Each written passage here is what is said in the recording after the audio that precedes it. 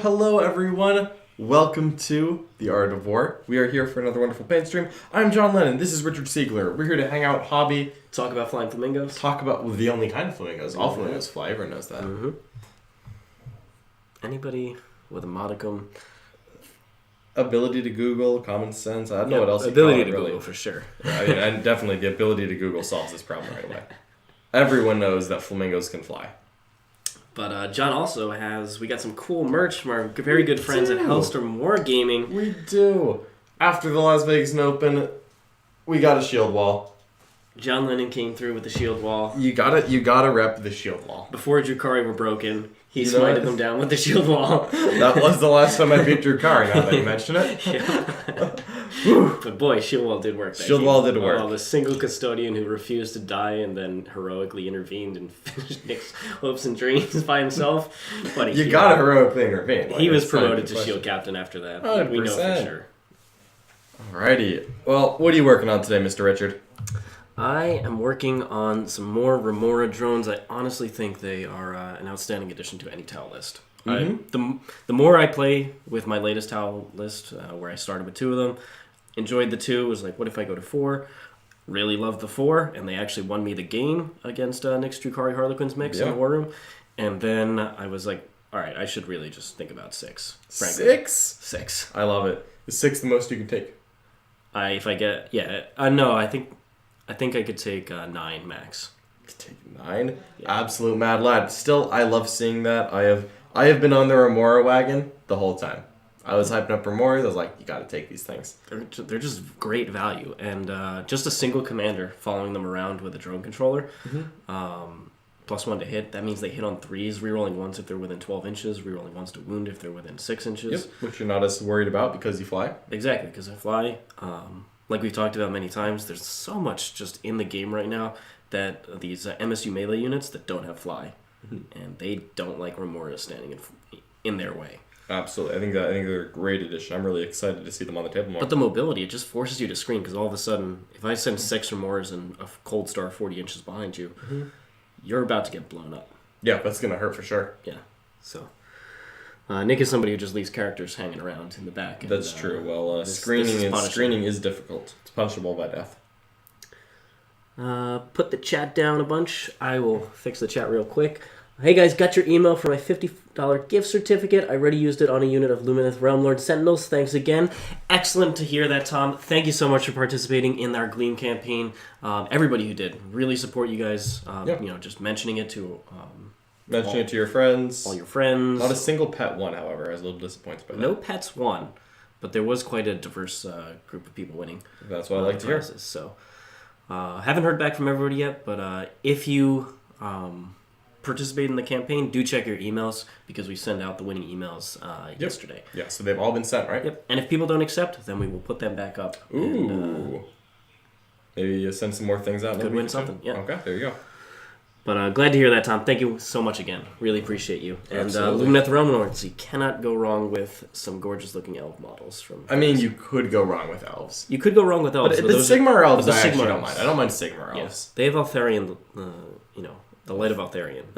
They do have that guy. Altharion is my favorite. When we finally play Warhammer Total War 2 on this stream, and eventually Warhammer Total War 3, Altharion, I'm busting out Altharion. Mm-hmm. He's just so much fun. The Sentinels of Astaral. Yeah. John, I am going to be hitting you from 210. No. Distance away. No, with my incredible archers that also have spears. I don't like this at all. Don't like elves. Oh, they're so... Richard on elves disciplined. is too terrifying to contemplate. It's broken. That would be just too much to handle. We got a $10 super chat from Kyle Norman, who What's is up, Kyle? leading this month for the top super chatter. Kyle Norman, what a champion. Absolute champion of the Imperium, has been supporting, particularly Custodes, but this channel as well.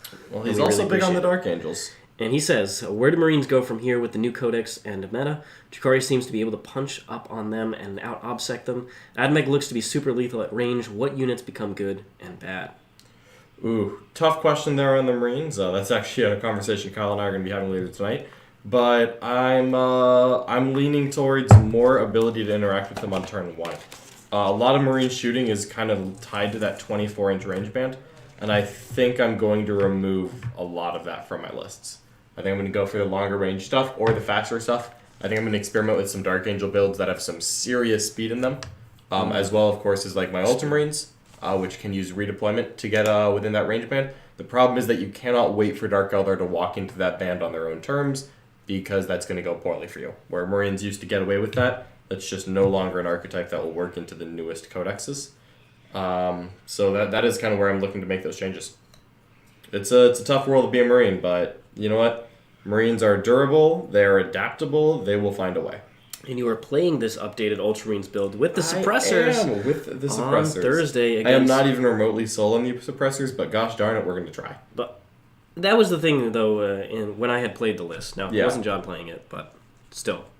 Speed is real. It felt like it was just missing a little bit of extra speed. I was getting my speed from charges, which isn't always a reliable thing to do. No, and sometimes against Drukhari, you really just don't want to do that. I had to charge into Inky by John just to get some points. It's a sad day. Yeah, but luckily, leadership +1 leadership actually helps there. Somehow, yeah. I know it's not amazing, but gosh, it did help. When it matters, it matters.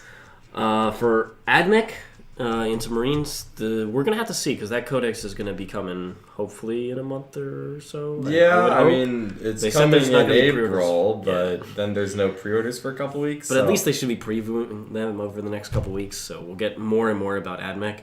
Yeah. But it looks like just how the new Codex has been coming out. You're basically staying around the same points, and you're getting some really nice boosts to your stats. Yep. So we've already seen things in the box sets for Corpus Gari and the Last Cat and Iron Strider, stuff like that, autocannon ones. It's all getting better. Yeah, absolutely. I think the only nerf so far has been the toughness and wound changes on the Sulphur Hounds. But like even that's not a big deal. And the Separate Raiders. Yeah, the Raiders as well. Yeah. Yeah, +1 toughness, -1 wound. I think that's fine. Honestly, I haven't been taking the big units for a while. I've been taking small skirmishing ones. Yep. That and can it's just still get me pretty good. Exactly. When they die, they die. Mm-hmm. But by and large, I try and put them at the small units at angles where they're not being shot up, and so if somebody has to charge them, then I use the strat. Yep. Losing the strat would be huge, so we'll see if that survives. But I think the bombers are a problem for Marines if they don't have that longer range bracket on shooting. And I think you need that longer range bracket anyway to deal with the current Dark Eldar problem. Yeah. So it helps against Ad Mech too. Exactly. It's going to try to solve both problems. You cannot accept the three bombers flying over you turn after turn. No, that's bad. Dead stuff. That's the end right there. Also, just because they'll turn off the apothecary field of pain if you don't have it carefully screened. That. Yep. Or Goleman Zoras. There's all kinds of bad things I don't want to deal with. Also, just the seismic bomb. It's just all bad news. So I definitely think John is on the right track here, just adding some long range firepower. Yeah, I think it's what Marines need right now. And good thing they have it. they have the options. Hey guys, thanks for your email response, John. Thinking of entering the War Room instead of the podcast. I will mediate about this during the weekend. Nice game yesterday. Well, thanks so much, Christian. Really appreciate it, and thanks for watching those Grey Knights. Absolutely. I hope you enjoyed that, and definitely would recommend checking out the War Room. We've got a great game coming up tomorrow. I'm busting out my Ultramarine successors into Richard's new vehicle-heavy Necron list. Yep. There's always a ton of good stuff, both in the podcast, the War Room. There's even a bundle that combines the War Room and the podcast. Just saying. And I will say, we're going to be adding some new features to the War Room really soon. Oh, I'm so excited for that. Look forward to that. Yep, we've been very hard at work there. Siegler, what are your thoughts on the Cadre Fireblades as a Markerlight source compared to other options, Pathfinders, Marker Drones? So, in 8th edition, I was the one person who ran 3 Fireblades, and when I ran Tau Sept, I ran Dark Strider as well. So I had 4 Ballistics go 2 Markerlights, and I would almost certainly with the strat to add D3 get my 5 on the target that I needed. Yeah. So I was a big believer in them then. Now, however, because I've transitioned more to Farside Enclaves, and I want to be kind of in that mid-range. I want to be in the middle of the table with my army, putting pressure on my opponent. So I'm usually getting reroll 1s, and then in Psychic Awakening, Tau got a 1 CP strat to just count as having a marker light on a target. So you can get reroll 1s very easily, and Farside Enclaves then with aggressive footing if they're within 12 count as having 2. If you throw a single marker light on there and a D3, you're already looking at at least 4. So the need for the Fireblades has gone down in my opinion.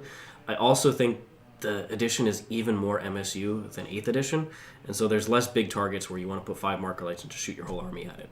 That's very rare now. Yep. So in that context, I don't think marker lights are as important, and they're also just very expensive. They did not go down, instead they went up. And they only went up 3 points for the Fireblade, but still. He was already pricey for doing not a whole lot. Still pricey for not doing a whole lot. I just look at it like 2 Fireblades could be close to a commander if you chop a drone or 2, and that's just so much more valuable to me. Yeah, that makes sense, honestly. Or you pay a little bit more, and you get a stealth suit unit, something like that. Stealth suits, mission playing stuff. About 5-minute stealth suit unit. The problem with Tau style in 8th edition was it was very castle-y. You'd have the 2 men screening out, but by and large it was Riptides, drones, and then my Fireblade characters all around each other. That doesn't work anymore. There's plenty of missions that don't have a center objective, and even on the ones that do, you just don't have enough drones anymore, and you don't really want to be running Triple Tide.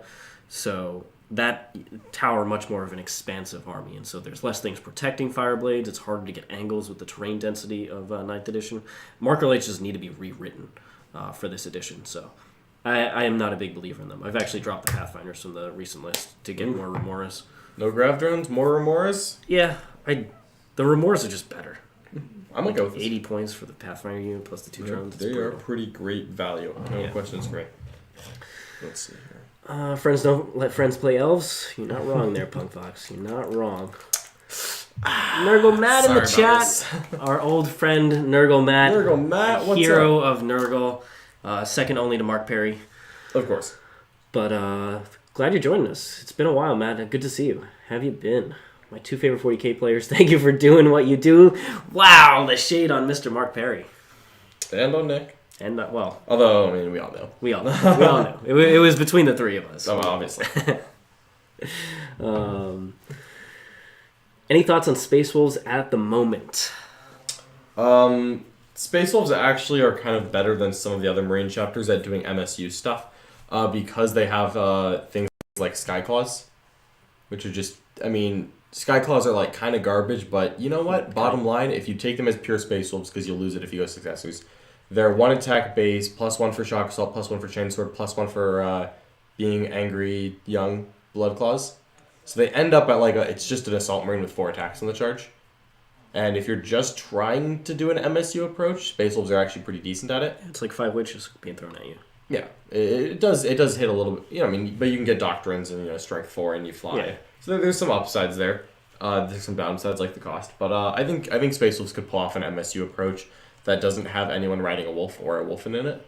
I think if you just go mass jump pack Marines, I know there was a list on the Art of War. I think it was a successor. I actually prefer Isn't Jamie Paris from... That's it, yep. That's Nick's very good friend, Jamie Paris. I was trying to... Every time he says Jamie's name, he messes up the last name. Oh my god, yeah, I was trying to remember. Bad. But I was. We know Jamie. We know if you're out there. Oh, poor Jamie. You are holding the flag, the banner for the Space Wolves, and we appreciate it. Someone has to. And it really isn't me. Is there a way to get 2 full payload Manicores in a list without a guard warlord? Trying to ally knights and guard. There is not. That is why knights probably are only bringing 1, for being honest. Yeah. I wish there was, but nope. There is not. I'm gonna go grab a... I wonder if full payload will survive. I think so. I mean, tank aces... I like tank aces. I like the Tau prototype systems. I hope they stay. I mean, I really don't think that full payload is remotely broken. It's just... This is the only thing guard has. That's what I'm saying, is because it overshadows all the other ones. I feel like the answer is to buff, not to... That's what I say, but then we get Games Workshop and they just... I don't know. For all we know, they're going to remove full payload and then make Guardsmen 2 points per model and AP 3 if you do Catachan. And then suddenly we've got Dark Eldar again. Yeah. Better guard than Dark Eldar. Bulgrin buffs. I would love Bulgrim buffs, actually. That would make me very happy. Definitely had issues with range shooting as a Deathwatch player. Don't think Dreads are the real way to go. So many things can one-shot them. Dreadnoughts always feel very meta-dependent. But the way people are gearing up for Dark Eldar makes me think that Dreadnoughts may come right back in. But when people are building for Dark Angels Terminators and Death Guard Terminators, Dreadnoughts did not feel like the answer. Yeah. But if people stop building for that because those things get completely run over by Dark Eldar, then perhaps there'll be room in the future. Yeah, it's like things like Ad Mech. If they switch back from Cognis Las cannons to the Cognis autocannons, I would feel much better about the Dreads. Exactly. Because the autocannons are awesome into Drukhari. Yeah, they're fantastic, especially with the extra 2 shots. Jesus Christ! Let's go, baby! What is going on certain that Wrath of Mars probably won't exist. It'll probably be like 1 CP max of 3 mortal ones. Yeah, it'll be garbage. And that'll be. Well, I mean, that's like cool when you want it, but like it's just not good. The Mephrit strat is awful. All these people running Mephrit. It's not enough to make you run Mars, but there will be other reasons to run Mars, and sometimes 1 CP get an extra 3 mortals. Like sure. I hate their particular one being just too niche. Yeah. I want it to just be a solid strat that you can use in different circumstances. Nope. Nope. Got a preview for the Thursday cron list. It is going to have quantum shielding all over the place. Obsec, fallback and shoot. It's got ranged firepower, can get up close, drop warriors out of Ghost Arcs. I'm looking forward to playing it. I think it has a lot of tools that are very good into Drukhari. Drukhari are not great at popping transports. Yeah. Overall. And so if they can't pop your OBSEC transports, they need to just get their OBSEC out of their transports to stand on the objective, in which case I get more killing over those first couple turns than you otherwise would have. So anything that messes with Drukhari, I am fully in favor of. Yep. Fully. And fortunately, Necron shooting is actually decent into Drukhari boats. Yeah. It's not great into the tanks, but it's at least decent there. Yep. Yeah, I'll take it. And I got my 2 favorite command barges running around, supporting each other. I'm actually really excited for tomorrow's. I got the Void Reaper, John. I'm going to reap you. I'm going to send you straight into the void. Turn 1, he's getting... Unfortunately, Gilliman's not there. You're getting Invictor Fisted turn 1. I have no doubt. John's going to be so sad when he rolls just 3s. John has faced 1 Ghost Arc before, never 3 at the same time. That's okay. I think I'll be fine here. You think? I'm not worried about it. But you're running Successors, right? I am running Successors, no Gulliman. Or Tiggy. No Tiggy either. I think it's quite okay, though. Yeah, Tiggy almost killed himself in the game that we played. That's true. You put a good effort in. Tiggy, please, stop with the barrels. I need you. I'm the only one who can work Ultramarines Librarians, clearly. Nick couldn't do it either. What do you guys think the best Space Marine chapter is with the advent of Drukhari? Dark Angels, White Scars, Ultramarines, Death Watch, Iron Hands, Character Dreads. I'm willing to say Dark Angels still because I think Dark Angels have see, I don't know. It might still be Scars. It's weird because I think White Scars are better overall. Dark Angels might have a better chance into Drukhari, but frankly, neither of them have a good one, so it's hard to. They just don't have enough stuff when you look at the Drukhari. When you look at the Drukhari army versus the Marine one, the Drukhari army just has so much more. Yep, it's very hard to play that game into an equal skill opponent. Yeah. Yo, is that a $10 super chat from Matt O? That is indeed our good friend Matt O, who is a previous month's super chatter. Thank you so much, Matt. John, I've been struggling a bit with secondaries in my sister's list lately. Have you been thinking of adding a bunch of 5-lady Seraphim squads to add mobility, light shooting? What do you think? I have, oh man. So I've never cut the 5 Seraphim from my list. No, They've did it at some kind. They're fantastic. But they're back. They were back. No, the second unit's back. Oh, the second unit's back. Second unit. There was always one. Now there's 2. I am a huge fan of Seraphim. They really help. They make deploy scramblers a much better option because screening with trash is no longer reliable. Because Seraphim can kill the trash and then you bring a second reserve unit in to deploy a scrambler. Yep. So if your opponent is like a trash screen army, then they have to work a lot harder. Seraphim are just fantastic in general for getting engaged on all fronts. As far as secondaries go, I always try to build while we stand in. Sisters, it's a little difficult to, especially if you go a non-triumph list. But that is kind of what is... Yeah. Nick's list was awkward because it was Seraphim, the Mortifiers. Yeah, and he used the Zephyrim, but he didn't use them much. And that was kind of enough for me. Yeah. And the Mortifiers especially, I was like, I don't like that. Not sending them into the Guardsmen on the flank was just, what is going on? I didn't mind. Just right into the Dreadnought. Turn off rerolls. Oops. This was a big mistake. Oh, no, that was the Repentia squad that went. Oh, the Repentia squad. Yeah, they went straight into a Dreadnought. I was like you could have been killing Guardsmen, but... did 2 wounds to a Dreadnought, and we're done here. I told you I could turn off rerolls. I know. But I had to say it. I didn't realize that meant I would hit less. Ooh, another super chat. This is $4.99 from Clown Mode. This one's a question for you, Richard. Ooh. Send me your energy. I'm playing Novak Necrons this weekend at a GT. Good luck this weekend. Hopefully you bring glory to the dynasties. The Triarchs will be done. All of the Lesser's races get, crushed before you. You got this. Send you the power Clown Mode. Take that GT win. Do it for the Silent King. Sarek does not accept losses. Is it Sarek? Is it Zarek? I've heard Sizza, and I'm like, oh, that sucks. Like Cesarican. I think it's Zarican. Yeah, I think it's I like the Z. But thanks so much for that super chat, Clown Mode. Thank you. Really appreciate you. Obviously, I do want you to win. So do you have please.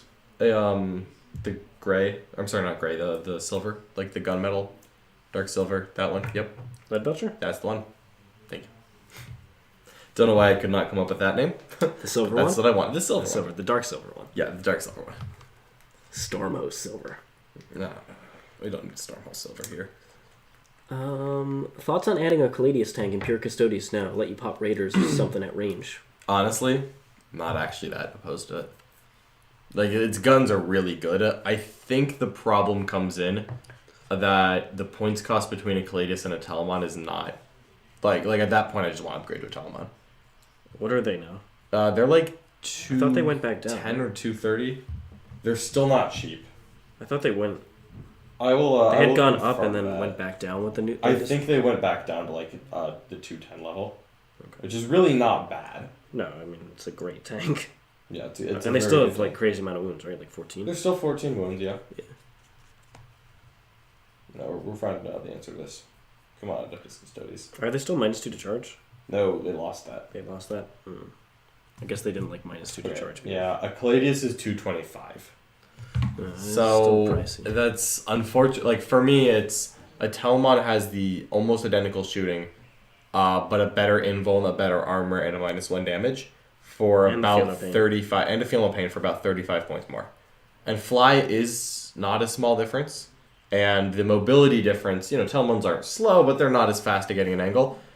Is significant, but for me, I would just add an all-gun Telemon first. Yeah, makes sense to me. Or a gun and a shield, and a fist. Those are also good options. Frankly, I actually want to try more Custodes options into Drukhari, Because they do feel like they hit the durability point that Drukhari can no longer cross. Like Talmonth it is. Obviously they can kill Gladys. Yeah. Like killing Talmons with Drukhari is a tall order. It's not reliable whatsoever. No. I mean, they can. They can, but they're Darklands exposing their boats. Yeah, and that's what you want. You want to get shots into boats. Yep. That is the one thing I want more than anything else is dead boats. Yeah. Shadow Keepers is so good. Ugh, Shadow Keepers is my favorite. I love that stuff. What could be the best choice for a long-range fire support in Blood Angels list? Redemptors? I think it's Redemptors, yeah. Well, hold on, John. It's the Land Raider Achilles. Didn't we go through this? Oh my god, we did. The Land Raider 350 points. Give or take, yep. Yep. No, it's actually not. It's only 320 until you add the those multi-houses. Yeah. It's really the Redemptors. Yeah. Get yourself 2 Redemptors. I think a Volkai Contemptor is not bad in any army. No. I think Blood Angels do the least with it of the various chapters. Yeah. I think they support the Redemptor more. Yeah. So at least it can get aggressive. That's true, yeah. Redemptor wants to be going up with the rest of the army. Yeah, the Contemptor really wants to sit back. And Blood Angels are just not supporting a sit back. No, they're really not. Like, why are you playing Blood Angels at this point? So at least the Redemptors can be aggressive as a mobile fire support unit. And then when they get in combat, they are still devastating. Yep. How would you play 1,000 Suns army? Ooh. Triple Mutilate Vortex Beast, right, John? Obviously, the Mutilate It's a great while we stand. It's coming soon, right? It's a great while we stand. It's a great while we stand. That's an inside joke. Mark Perry is a big believer in the Vortex Beast. Yep. He never ordered those other two, did he? I didn't. He asked me to, and I didn't. It's different. He did ask me. It seems to have paid off. But I did not. Yep. If they get good rolls, I will. But Pure Thousand Suns is not the best faction in this game. They are difficult to play. They have a great psychic tree. Their Psychic Awakening was very strong. They got a bunch of different options. Cult of Magic. It's really hard to fill 2K points with them, though. But they start running out of data sheets that are good really quickly. Mark Perry has run Pure Thousand Suns in the past. Magnus is actually still... Magnus is still just good. He's still good. He's not easy to play because there are some matchups that are just brutal, like Ad Mech. Or Guard. Guard, yep. Vengeance for Cadia sucks. So you kind of just have to accept that, but he is still their best unit with Araman and the casters. Yeah, the Psychers are all their best units. Yeah, so it's what else do you fill? Mark has done many units of Zangors, and just running around the board, and then some Rubric Marines standing in cover, being durable on objectives and getting action points. That's a reasonable army. He's used the Enlightened before for a little bit of extra speed. I think adding a couple of those for some speedy elements to get engage points or something. Yeah, it wasn't bad at all. But they just start running low on stuff. That's good. Now, can Chaos take the Volkite Contemptors? Thousand Suns can take a Volkite Contemptor. They can? Yep. Okay, get that. That's a good place to start. Get those. So start with your baseline of characters and Psychers. Build out some Zangors and a couple units of small MSU Marines, stand on objectives, be durable in cover, and then add some of those Volkite Contemptor dreads. Yeah, looks good to me. That's probably where I would go. Is it the best army in the game? No. But at least, you have tools there. Yeah. And they do still have really good mortal wound output. Yeah. Chaos is very much a soup army. It's like picking the best options, throwing them all together in a list, and hoping it works. Hoping you don't play against Grey Knights. Chaos Soup is an interesting one. There's actually 12 Necrons out of 116 players in Motor City this weekend. Awesome turnout for the Crons. No kidding. I hope they get some top spots. Lists unlocking today. Well, I cannot wait to see that then. I think lists already went live. They already went live? I believe so. One of my clients messaged me that lists went live because he's planning to attend, and we were going to talk about it later this week. One of my coaching clients is playing as well, and he is playing Necrons. Nick Keever. Nick Keever? There you go. He is playing his list that you can hear more about in the Art of War podcast. Did an episode on his list. It's been doing really, really well. Thoughts on 3 5-man Repentia squads instead of the bigger ones into Drukhari? Math-wise, I don't think I'll ever need more than 5 to pop a boat or incubi. I like 2 5-mans, and I still like 1 big one, just because I have to respect the non-Drukhari. Respect it, but not overcommit to it. Yeah. I like 2 units of 5 Repentia, 1 unit of 9 right now, and then 3 units of 4 or 5 Archiflagellants, depending on how points break out, as well, of course, as my Retributors and a couple Seraphim squads.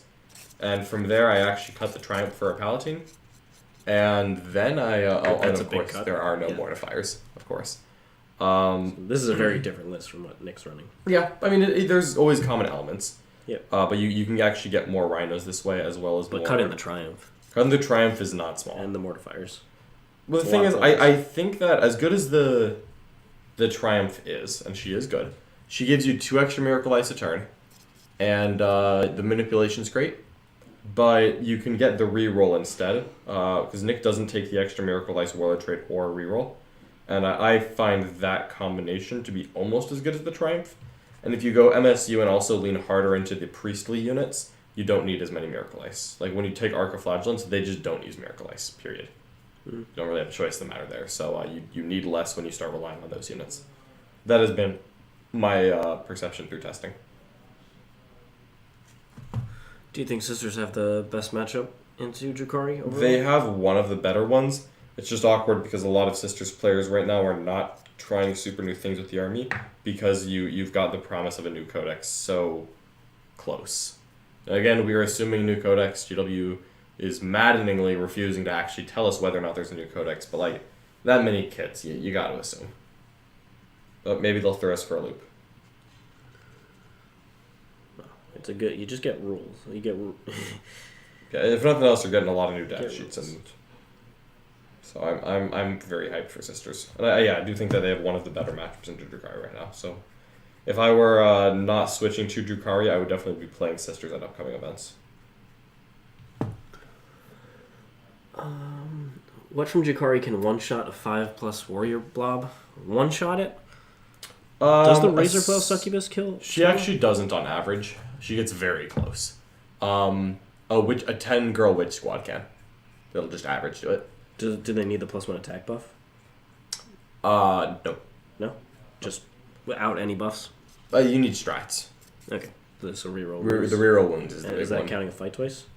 That was not counting a fight twice, actually, because I never want to rely on that because I don't know how hard back I'm going to get hit during that process. Yeah, like if you don't kill the unit, they reanimate a bunch, and then they're Novak. Plus, the extra attacks will matter. Yeah, I mean, then you're a small enough witch unit after that. You're probably not dead, but you're small enough that I don't really want to do it.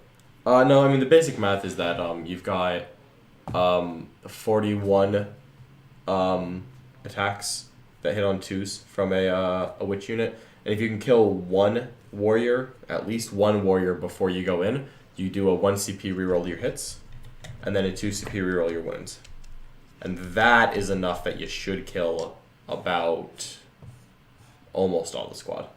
So, as always with Necrons, when the math says that you kill 20, you want to kill 5 and then hit them with something strong enough to kill 20. Because you really don't want to risk being wrong there. When you roll under, it feels really awful. Yeah, absolutely. You never want to risk those things. When they survive, you resorb the unit. Yeah, they're also... Drukhari are good at manipulating morale and doing chip damage, so morale is another great way to kill Necron warriors. If you can make a -2 leadership and kill like 6 from a couple squads, well, that's, That's why I take the basic lord with +1 leadership. You know what? Failing morale sucks with Necrons. I don't even hate it. When you take the Silent King build, you just have so much CP. It's fine. Yeah, absolutely. You can definitely spend it. I just think it's hilarious that that's something that you would actually do. But you know what? I don't fault It tells you about the decision. quality of those warlord traits, I'll tell you. Yeah. Right on. How's that Remora coming along? They're coming along. Coming Getting, along. The brighter red on here. Okay, I like it. Which comes out as an orange, but looks like a nice bright red when it's done. Blood Angels still considered competitive? Sure, they can win games. They just have bad matchups into Death Guard and Drukhari, like all Marines. Yeah, and certain Marines can deal with Not into Death Guard, I'm saying, but into, almost everyone struggles with Drukhari, yeah. into Drukhari. We'll see. Yeah, I'll admit, a lot of people have been underwhelmed with how well the Blood Angels have aged. But Junior Afliki actually won a GT with Blood Angels just, I think, a week or 2 ago. So perhaps there is still hope for you Sons of Sanguini.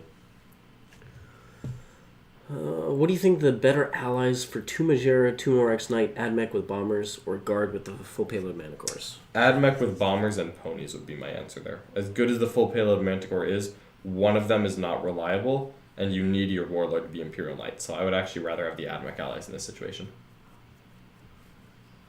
Plus, Knights Guard are very strong, in some ways, but they are very direct in the benefits that they bring.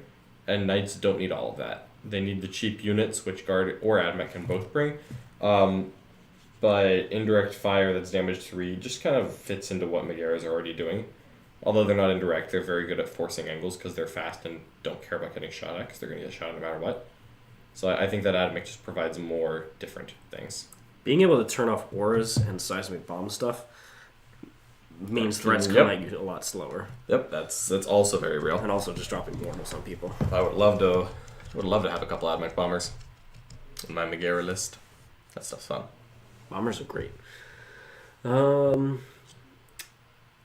Richard, 600 point 1 day 6-round tournament coming up. What should I take Tau-wise, especially with double keeper lists running around? Oh my god, 600 points. Tau are awful at the low points. I know some people have said that they think Tau are better there. I think Tau are better the higher the points you get.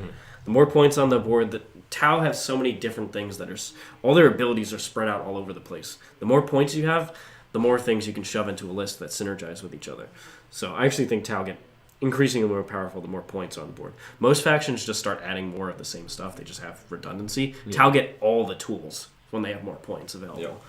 So, and that's really what how they're kind of designed, is they're supposed to have all these different things. 600 points. What would you take? Would you try to bully with one eye on side, just 3 Bimble and roll, or? It's too expensive. 310 points. Yeah, it is a large portion of your list there. I won't deny it. Double keepers. It's hilarious, right? I bet somebody's running Mortarion. There's always someone running Mortarion.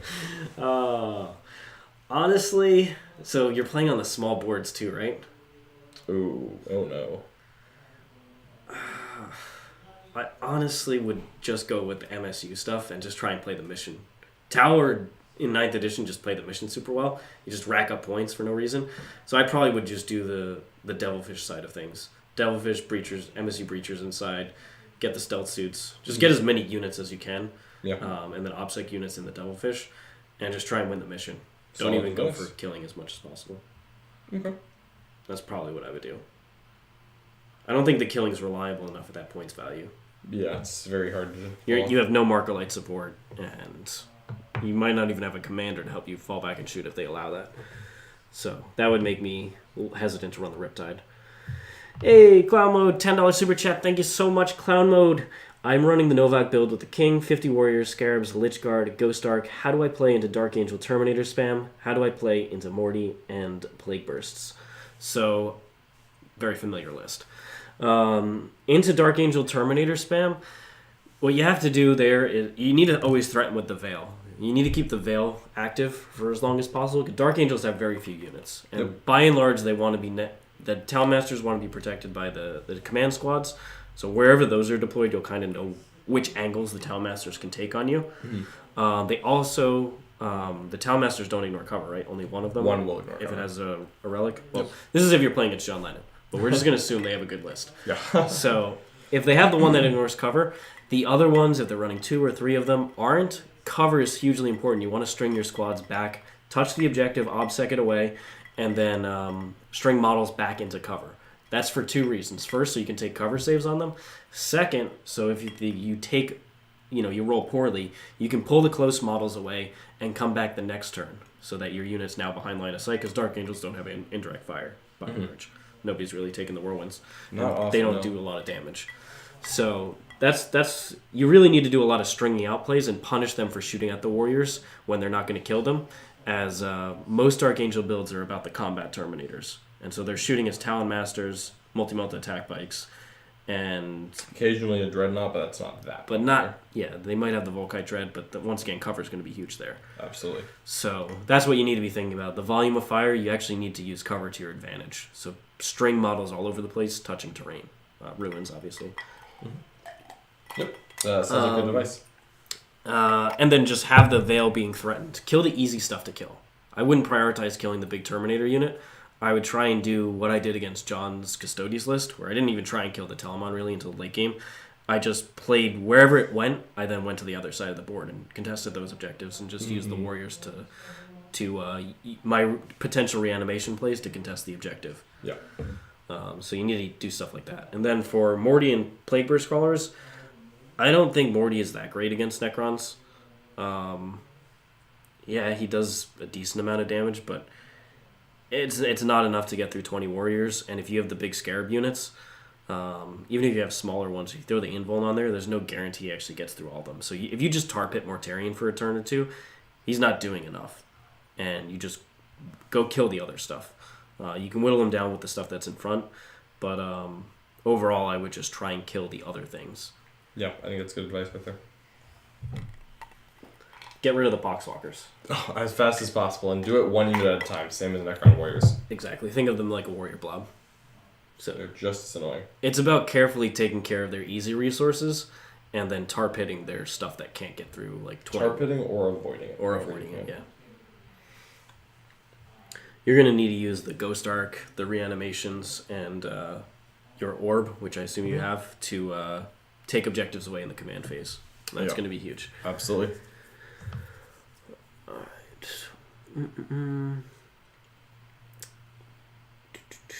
Is it possible to get the secondary camera in position so we can see what you're painting, similar to what was in the last setup?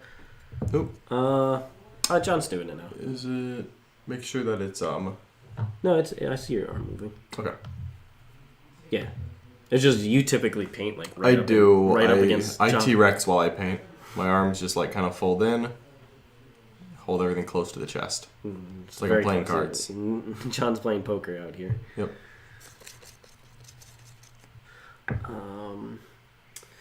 Do you feel the armies without Codex secondaries fall behind armies that have them? Find it difficult to take a third secondary many times? In general, yes. It's also the imbalance of the mission secondaries. Yeah. Some missions you don't need the third one because they're actually good.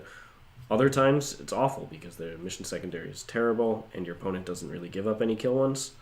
So if your opponent has an easy Codex secondary like Dark Angels, you're just in an uphill battle from the start, which I don't like. Yeah, I agree with that. Yeah, I think they should just redo all this, a lot of the book secondaries just to make them a little more accessible, just so that more armies have to play with it. Yeah. At the very least, fix the ones that nobody takes. Yeah, please. Teleport homers? Someone would take teleport homers. Somebody would. I was trying to get Nick to take it the other day. One of my clients actually tried that. It didn't work. No, it never works. Nope. Line breaker's hard enough. Forget about teleport Yeah, homers. seriously, I do not want that. You have to do an action and survive in the opponent's deployment zone? It's not enough It's not even that many points if you do. It's No. the worst part. Should be like 10 points you do that. Yeah, It's ridiculously difficult. Yep.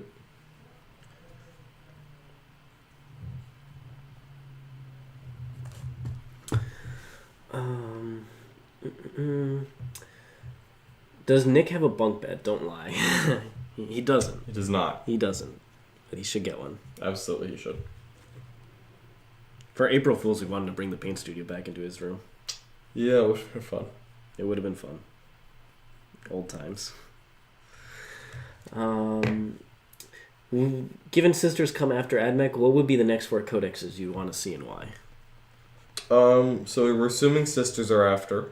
I would say I would want to see Tyranids.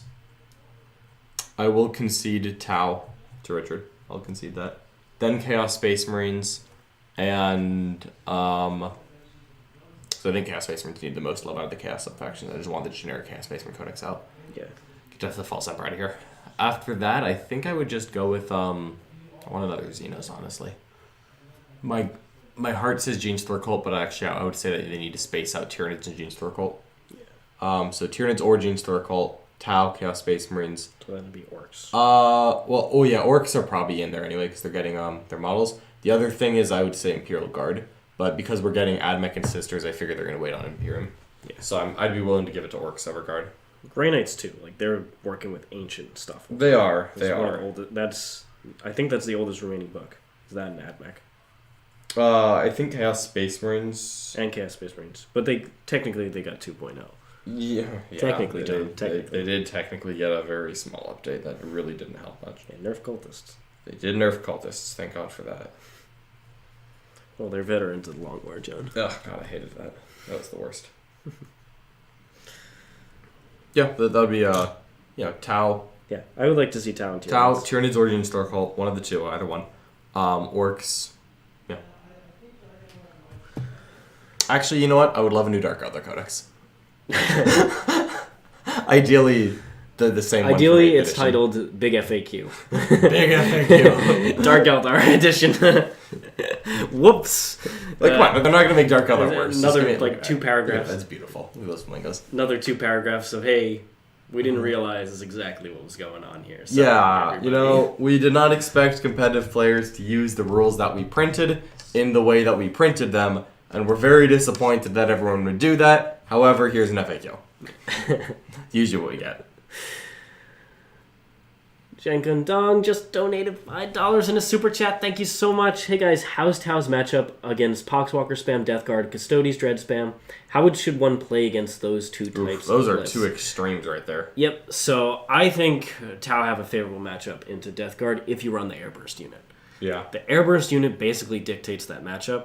Plague Burst Crawlers aren't going to do anything to you, so you just get to sit there and dominate the middle of the board. And Poxwalkers can't walk up because you just nuke a unit of 20, no problem. Mm-hmm. Pretty effortlessly, even if they stack the buffs on there, because you have the 2 CP, just 5 marker lights on you. Nope. Get out of here. Yeah, it's really Reroll rough. wounds is obviously amazing. So even if they put the T5 on there. If you don't run the Airburst unit, I think that is a much more difficult matchup. It's not unwinnable, but you're really not relying on damage from much else in your army. Whereas the Airburst unit just guaranteed picks up the 20 Poxwalkers, so you don't have to worry about Deadwalks again, where you start losing primary points for no reason. And Death Guard's lack of speed in the early game means that it takes them a turn or 2. So if you have forward deploy, like Stealth Suits, they can just get in the middle, start move blocking objectives. Remoras, you saw me, if you go back to the game I played on stream a couple weeks ago against Death Guard, and spoiler, I did end up winning that in a close game at the end. The Remoras were heroes there. Death Guard have very little fly overall. They either have bloat drones, which most people don't take anymore, and demon princes, which are wall stands, and they don't want to suicide them in. Yep. So because of that, you can just move block objectives super easily. And if they're not touching objectives, Death Guard need to get good primary. They have a good late game, but if they don't get good primary, and that's something Tau does very well, is primary points and denying them, just due to the speed of all the units, you can slow them down enough that you just win on points, even if you don't do a lot of killing. And that's what happened in that game. So I think they're good there. Against the Custodes, Shadowkeepers is annoying, but honestly, it's just the volume of fire that you get to put out against them. Mm-hmm. The reroll wounds is super helpful, that you have like 3 different ways to reroll wounds, depending on what units you're targeting. So the Ion Tide is a hero against the Custodes. You're pretty much going to stack most of the buffs on him. But if you're running the Remoras, you also get 2 Seeker Missiles on each of those. And that's just a bunch of D6 damage shots. And also, just playing MSU is not a bad plan at all into Custodes. Yeah, and it's just the amount of stuff that you can throw in there onto objectives and move block them. Like, once again, bunch of Remoras standing on objectives. Whoops, Custodes don't have fly. No, they really just have the jet bikes, nothing else. And the captain on bike or the jet bikes and a Venatari too, but most of the Custode Dreadless aren't taking that stuff.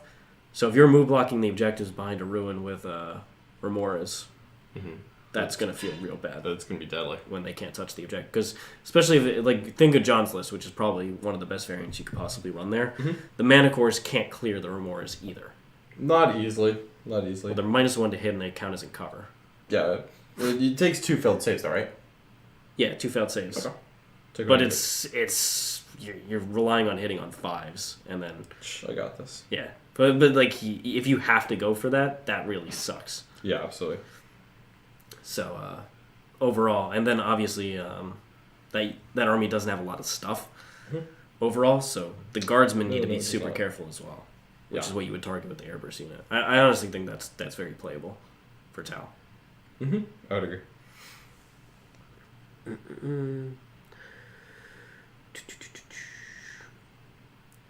Isn't Craft Worlds older? I think they came out after that. Craft Worlds came out after. They came out after Imperial Guard as well. Yeah. Craft Worlds came they are out still in pretty early. as I recall, they came out in November, the first year of 8th edition. Yeah, they were still that fall of that first fall of 8th edition. Yep. But So I want to say it was like 2017. yeah, it's been a while. It has. A long really while. has.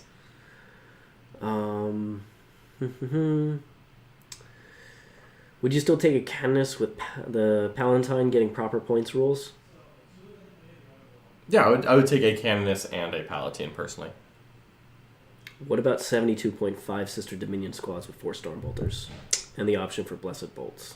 Not bad, but I still don't love it. I actually have been using those points to just take more OBSEC squads and put Flamers and Hand Flamers on my basic Sister squads. Not all of them, but a couple of them. I think I like having 5 squads of Sisters, and 3 of them are kitted for max Flame or Carnage. That's something I like. The Dominions are not bad. I think, yeah, buffed Stormbolters are great, but they're still not that reliable at all. Because they're going to be scout moving up kind of far away from a lot of your... If they're using their scout move, they're very far from other things. Yes. So they're not getting buffs, and I don't know.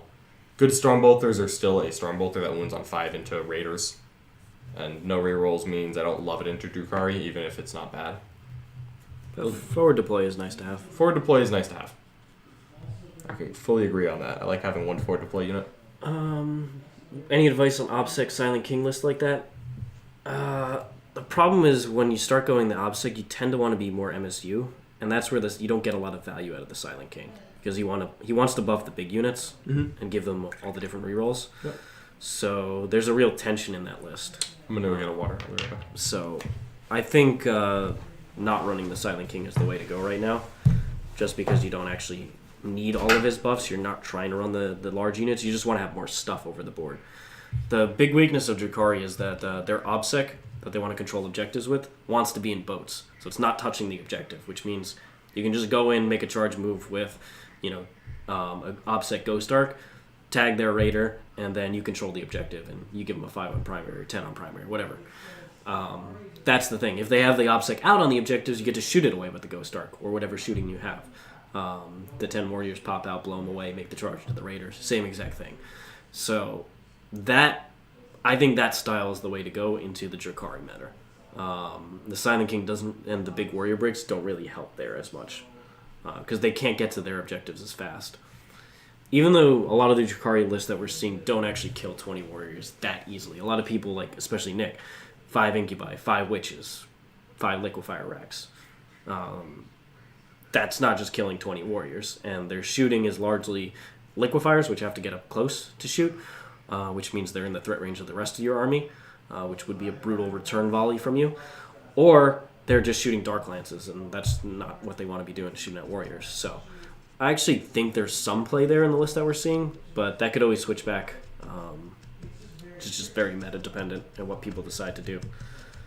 But it's not totally hopeless for the Silent King builds, in my opinion, based on the list that we're seeing from Drukhari. I think I could give Nick a real game with the 60 warrior build if I brought it into his current Drukhari MSU build. Ignoring Overwatch for 1 CP is annoying, though. That strat is silly. Don't ignore my Overwatch. Custodes Alor's captain with all the buffs, actually kind of good at teleport homers, otherwise trash secondary. Still, you don't want him be doing an action in your opponent's deployment zone. He might survive, but there's just so much volume of fire in the game, he could just die.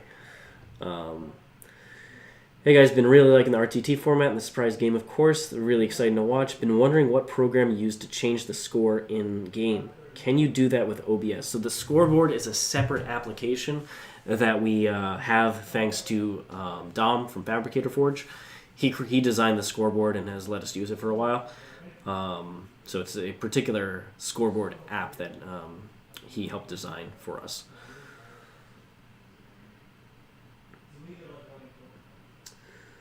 John knows he wants a new Eldar Codex. Don't tempt the man. Demons are probably soon to allow their new models and painting tutorials. I think John was the person who said that in the first book of Carcharodon, there was like in the fluff section, there's talks about demons being on the planet or whatever. So maybe they're in the second supplement for that campaign book. I think that was what John said. Maybe we'll get the demon stuff there, which would make sense for having a big new model like Be'lakor. How many Remoras am I taking? I'm going to take 6. 2 units of 3, which is... I don't really want to spend the command points for the extra detachment to go get... I'd ideally want 2 units of 3, but 3 units of 2 isn't bad. I saved the CP there, but it means my Wawi stands become the Remoras, and, well, comes the Airburst unit, the the Riptide, and then one of the Remora units, so I've had to go back to a Cold Star instead of the Cyclic Ion Commander, which, honestly, I like the 4 Missile Commander now against Drukhari as a reliable way to pick off boats downrange.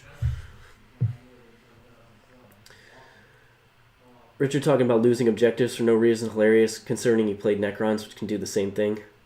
I mean, I've done it to... Yeah, you remember that game against John's Ad Mech where he killed it down to like an 8-man unit, and then I had it back to 20 between reanimations and the Ghost Arc ability and the Resorb, and just in his lines charging his Scorpius tanks. Yeah, but as somebody who has played Necrons, I'm not going to let Deadwalks again happen. Same for John. He experienced the Necrons. He knows you don't let that happen. No, there's some things you only need to happen once, and ideally not in a turn. Somebody brought up the Ad Mech game. Ooh, I like to remember that one. What? Virtus Praetors, do you think Hurricane Bolters or the Salvo Launchers on the jet bikes? I'm I was like a really big fan of the Salvo Launcher. Yeah. Since it's the same cost and it's very good damage. And it's also a great unit to use that 1 CP roll 2 dice, take the highest on every random damage weapon. Yeah. So I think I like the salvos, but I've got to say... It's also a blast weapon, so it helps against hordes as well. It's also, it's only D3 shots. Yeah, but it's better than nothing. It does add up with 5 bikes. Absolutely. I think I would actually mix squads or do squads of each. Just because Hurricane Bolters are super useful into Drukhari. Yeah, they are. But if you're trying to pop tanks or anything that has a good save, you need it. I think popping the tanks is the more important part. I think because once they're out, you're charging them anyway with the speed that you have. Yeah, and I think you can try to build some way to fire into other aspects of the list. Yeah. Since you're probably having some dreadnoughts in the list, ideally, please have dreadnoughts. And if you do, then there's room to play.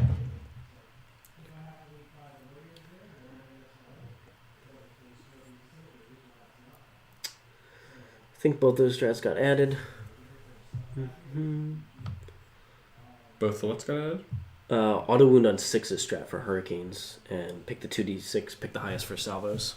Auto wound on 6 is to hit. That will get you somewhere, actually. Yeah. I think you can use that on anything. I don't remember if that one's infantry only or if I've only. That's one of the ones I very rarely use. I used it a couple times on Terminator units when I was shooting vehicles. Yeah, you did. Well, it worked. I did kill the bomber. Yeah. Not killing the bomber was not an option, Richard. Yeah, don't kill my bombers. Nope, it was I not. want to do the auto explodey. Yeah, I had to do that like pre-measuring 6.5 inches away my whole army. I'm like, all right. I went back to that game. Nick literally picks up the flyer, moves it to put his raider there, and then puts it back like 3 inches in front. In that Ad Mech vs. Drukhari game. You weren't there for it. I wasn't. But I had it positioned where there was a spot in the wall that Nick could hide a raider, and I couldn't shoot at it in the middle. Yeah. And I put the bomber so if it exploded, it would hit a raider if it went there, or anything on near the the backside of the objective that was out of line of sight. And the spot where he would be out of line of sight. Did you move the raider? Yeah, so I go to auto explode, and he's like, it's not in range. I'm like, I definitely placed this in range of that spot. And he's like, well, it's not. And I'm like, and then I remember that he picked it up to put the raider there. And I went back and checked it, and it's like, yikes. Touching my bomber. No. At least he didn't drop it. Thank you guys for these awesome paint chats. Best competitive info out there. Well, we appreciate you. Thank you so much. It's been so many super chats today. Really appreciate everybody's support. Thank you. You guys make it possible for us to do this. I will say, though, I think this is actually the second best competitive chat. The best is still the War Room. And that is the best. That is where the top tier info. And John and I are doing the Imperium Clinic today. Tonight? So we'll definitely be talking about bombers. Oh, you got to talk about Ad Mech bombers every day of the week. There's always more bomber talk. They just wouldn't die to the liquefier racks either. Beautiful. Did they have Shroud Sum up, or were they just tanking? No, they were just tanking. They were just making 5-ups. I like it. And then the Dark Lance, he had 3 Dark Lances to shoot. The first one, I make the 6-up armor with that Shroud Sum on it. Ooh. And then the second 2, he's just like, oh, come on. Couldn't hit wound? No. Dang.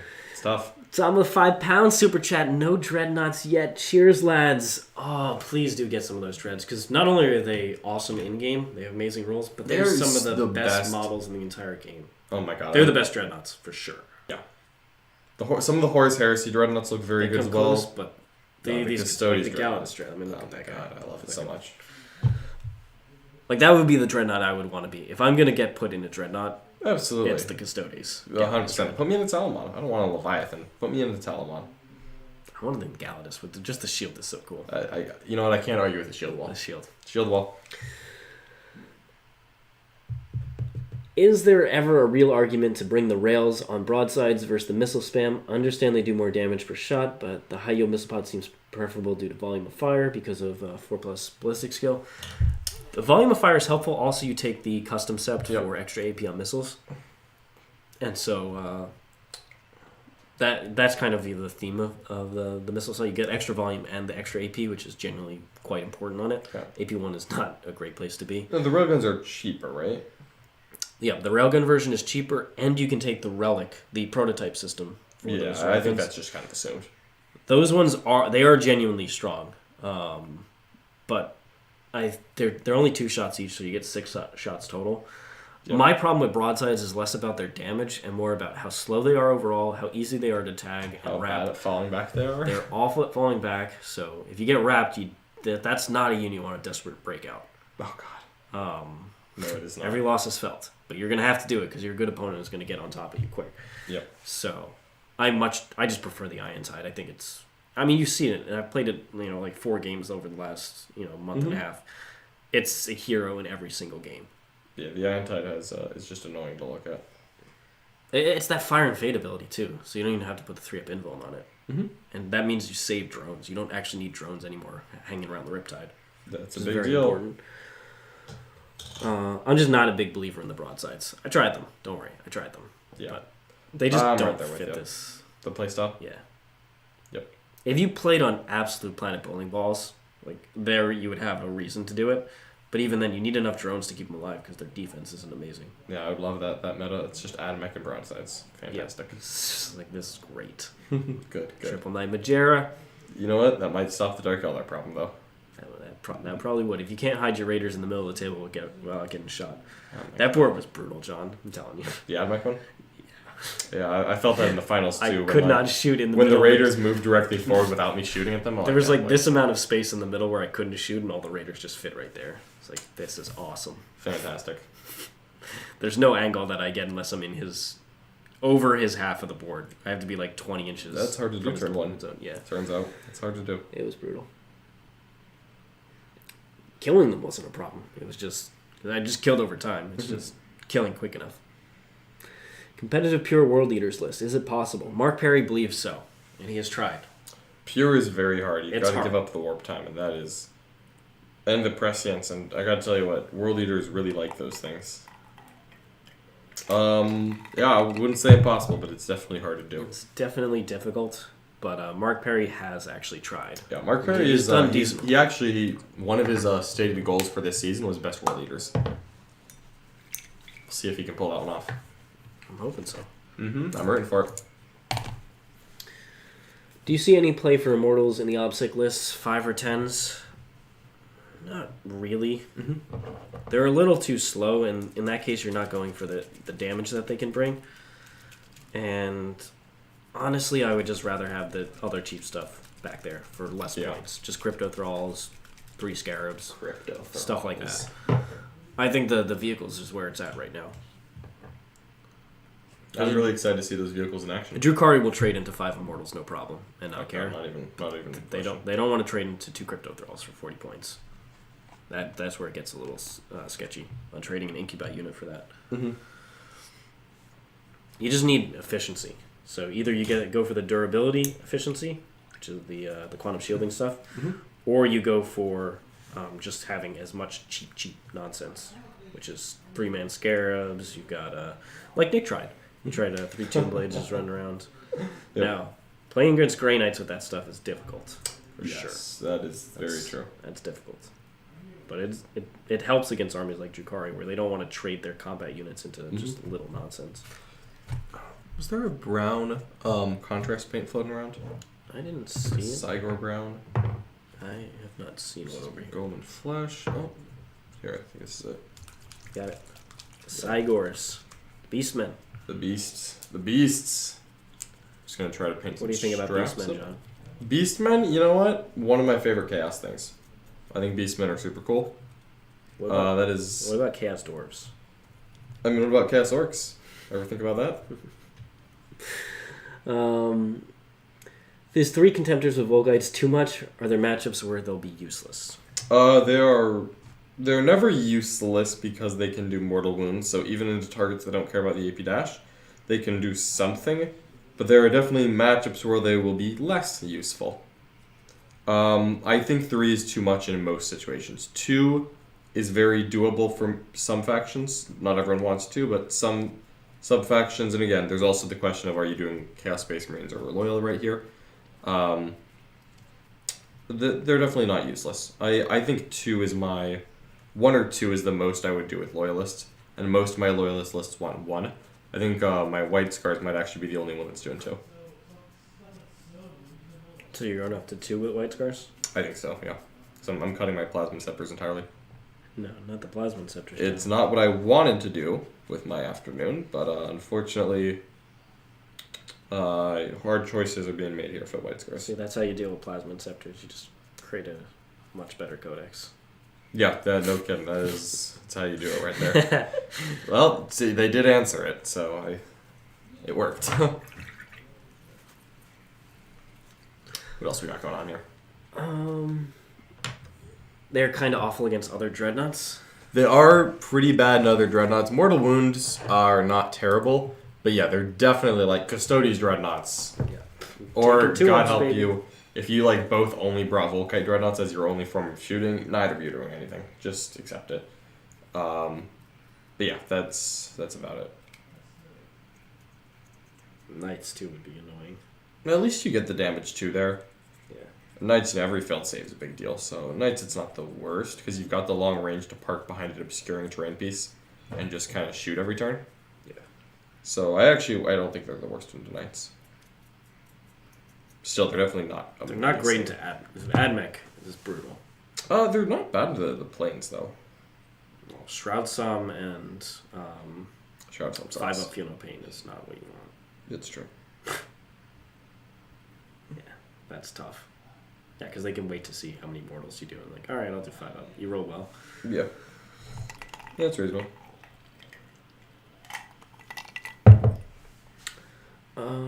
Thoughts on suppressors and Blood Angels? Probably not. Probably not. They don't really buff suppressors enough. No, not that I can. Ultramarines are probably the best chapter for them. I would definitely agree with you on the Ultramarines there. Now, it's not bad to have just flying Space Marines around, but I would rather use like Guerrilla Tactics, Infiltrators, or Incursors. Yep, I'm with you on that. I love my Guerrilla Tactics. That's probably my favorite stratagem. It's one of the best that they have. Yeah.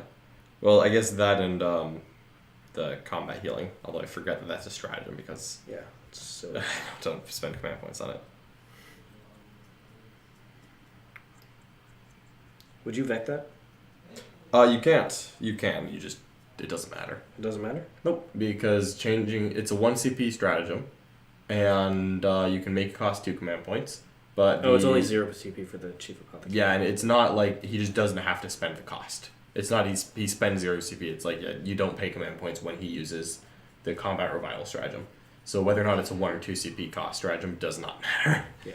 So no, I would not. I would not do such a thing.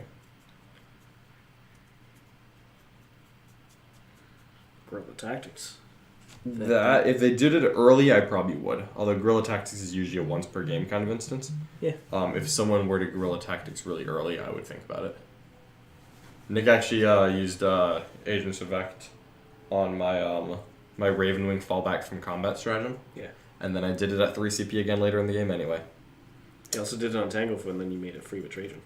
Yep, I did that too. It's like, yeah, it's. Oh no, I think I used Trajan on the Desperate Breakout. I don't remember, but if I needed to Tanglefoot, I was going to Tanglefoot anyway. Yeah. If I spend a command point, I spend a command point. Agents of Vect is quite good, but it's not needed in every game, for sure.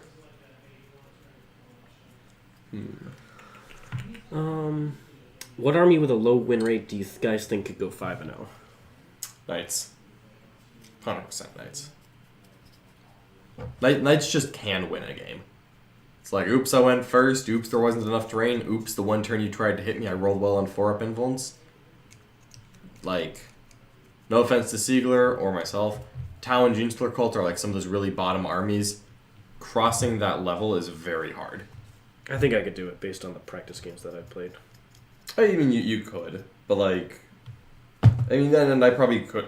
Any army could go 5-0. I just think those ones. I think Tower is easier than GSC though. I would agree on that. I actually think Tower better than Gin Circle. It's a very sad state of affairs.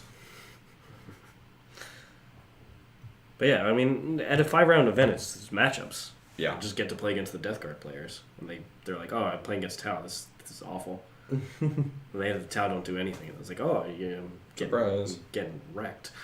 Primary here. How's this happening? So you would definitely catch people by surprise. Yeah, I could see triple. Thing, yeah, I could see triple Majera doing it.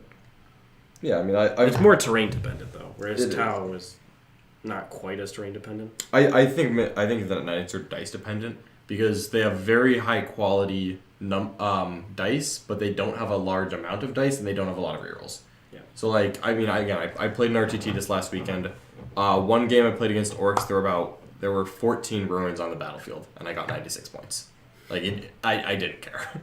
Like, I just made sure that there was enough room to walk a knight forward, and that's what I did. I pushed knights straight forward in the table.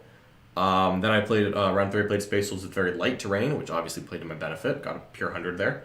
And then the one loss against Mr. Mark Perry, I really felt it came down to knights were not reliable. So when I made my plays and it didn't work, I got pushed behind the 8-ball. Clawed it back, but came one measly point short of knocking off Mortarion and the Emperor's Children. You needed the Ad Mech bombers. If I had the Ad Mech bombers, I don't lose that game. No. But the point was to play pure knights, not just Imperium. But the bombers, well, if I had known Mark was going, I would have brought bombers. But I brought my pure knights because I love them, not because I was putting the weight of the world on their shoulders. Iron Hand's character's Volkite is not bad. Yeah, that's true. I love the Iron Hand Dreadnought right now. I honestly slap a Cyclone on him too. Like just load up on the range shots here. When you put the Cyclone in, it really takes the chance of killing a Raider up a notch. You already have the Exploding Sixes, which gives you good odds, but when you put a Cyclone on, it becomes an almost guarantee through a lightning fast reflex, and that's where you want to be because sometimes people make 5-up invulns on Raiders, and you know what? That's just something you need to. Seen that. Oh never seen that. I hate it so much. Boxcars. That's just something you need to be twice. Twice. Could not catch a break. Somebody screen capture. I saw. That was sent to me. It was not a flattering image, but we just got to roll with it. It's like, it's just like, yeah, that was bad. That was brutal. Yeah. I mean, I was just looking at it like, no. It's like, can we stop? He never rolls well though. Never rolls well. No, not Nick.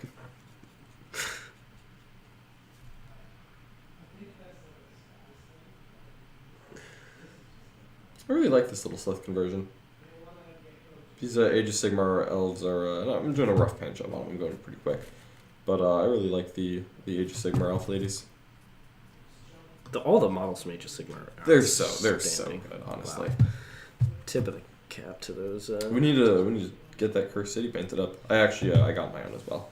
So okay. I'll get that this weekend. I just felt like I had more 40k stuff to do. That's why I haven't. Oh yeah, that's... I don't blame you on that. I've got...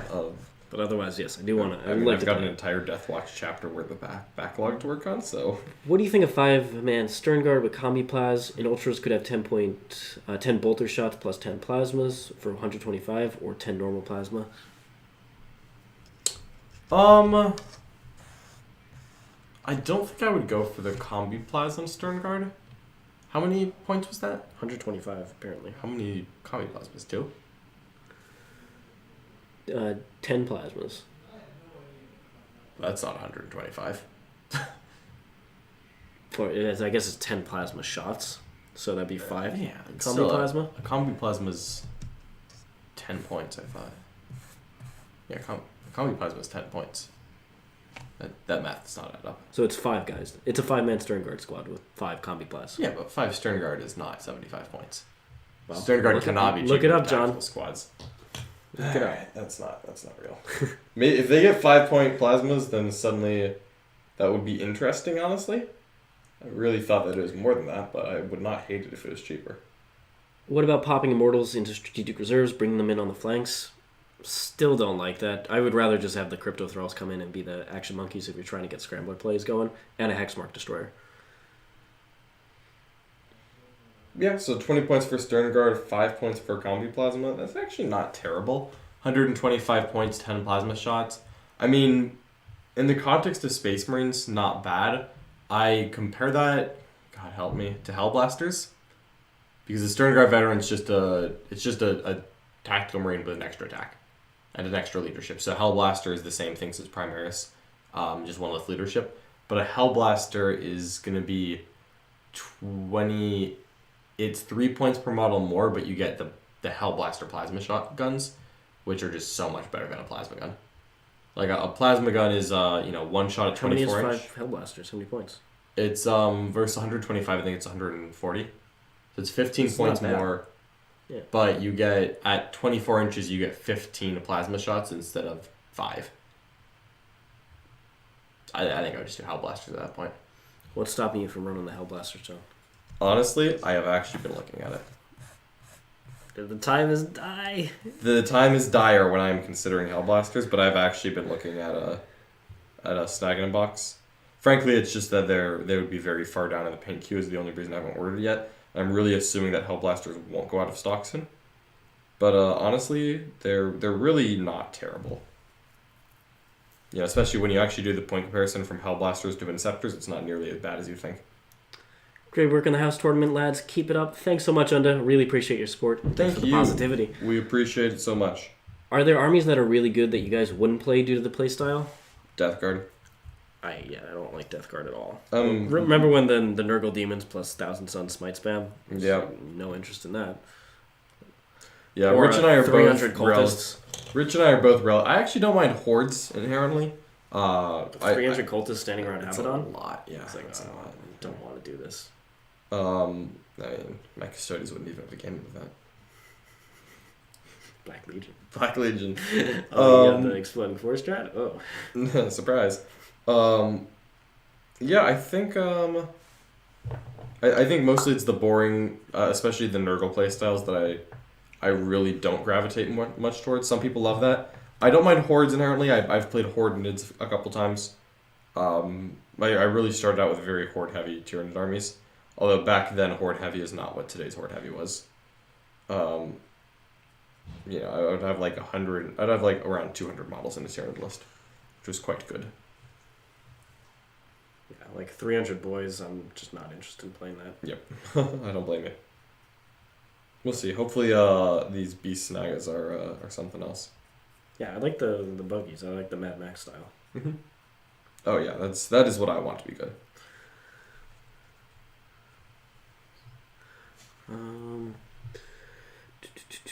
What's your stance on base size? Currently doing a few custom Dark Reapers, Dire Avengers, mounted them on 28s because the Banshees came on 28s.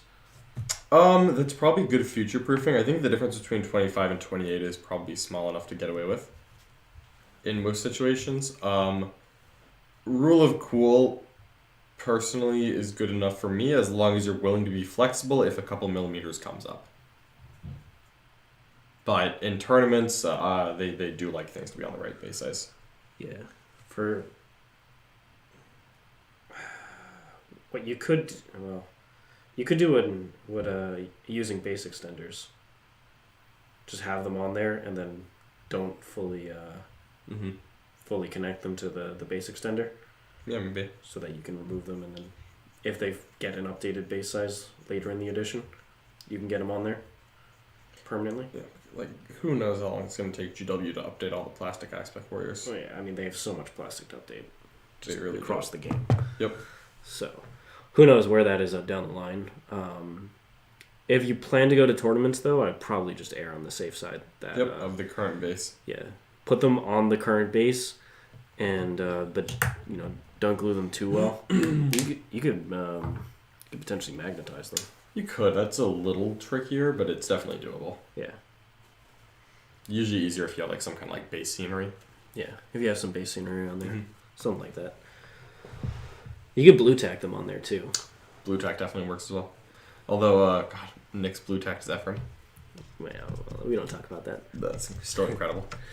I won a GT with Chaos Knights and Morty. Well done, fantastic. In 8th edition. Oh, okay. Knights are fun. I do want more axes, though. More axes are so cool. More axes are good. I should get some of those. I thought you had some. I have some. You have but the I want upgrade more. sprues. I have no, I have more axes. I just only have 4, and I want like 8. Are Drukhari broken? Yes. They're straight up better than every book that has come out. Okay, so the semantics definition is there a difference between broken and overpowered? Drukhari are probably not broken. They do not break the mechanics of the game in ways that I don't think are intended. Other than the succubus, I think she is broken and everything else is not. However, they are definitely overpowered. Like, I think, like, this thing is too good for 85 points, aka a Raider. That is not broken in any way. It's just like, this is too good for the points, therefore it is overpowered for the points cost. A Leviathan Dreadnought that takes wounds, halves damage, -1 damage, takes a feeling of pain, passes it off, takes a feeling of pain, that is mechanically breaking the ways in games it was not designed. Leviathan was broken, this is overpowered. Everything that they have is just too cheap. They have like 100 to 150 points, and possibly more than every faction. 300? Yeah. I mean, you can win games playing a significant points deficit. That's just silly. Yeah, absolutely. So that's the big thing for me, yeah. I think with just universal points changes and a couple of reining in on mechanics would really help with Drukhari. Yep. Like the Super Succubus, take their command points starting value from 14 to 12. Like everyone else. Mm-hmm. And then just like, I think Raiders up 5 or 10 points. I don't think the infantry, not all of it needs it. I think Rax could afford to go up 1. I would just change Dark Technomancer, and I think they'd be fine. Yeah. They'd still be very good. Yeah, they'd still be very good. They shouldn't be 8 points. Like Fire Warriors 9 points. Let's get real. But yeah, still. I think 1 point on a rack would be very reasonable.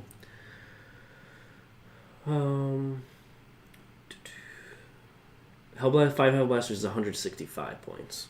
I thought they were 28 points per model. Are they more than that? Yeah, it must be. God, how much are they? Alright, maybe they're just... God.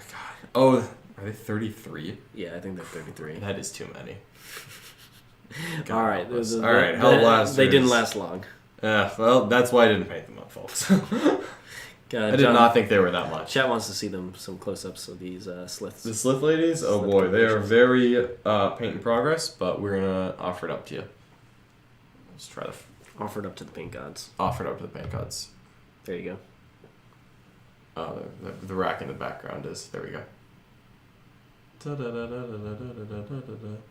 This lady has a spear and a gun, and she is a snake. Who knew sitting your poxwalkers and bloodlords in the middle of the map ball game was boring? Who would have thought, right? Did not take me 1 game to decide that. Considering how good Grey Knights versus Drukhari are, why aren't B-side and SMS spam more popular? Because it's a lot less effective than Grey Knights.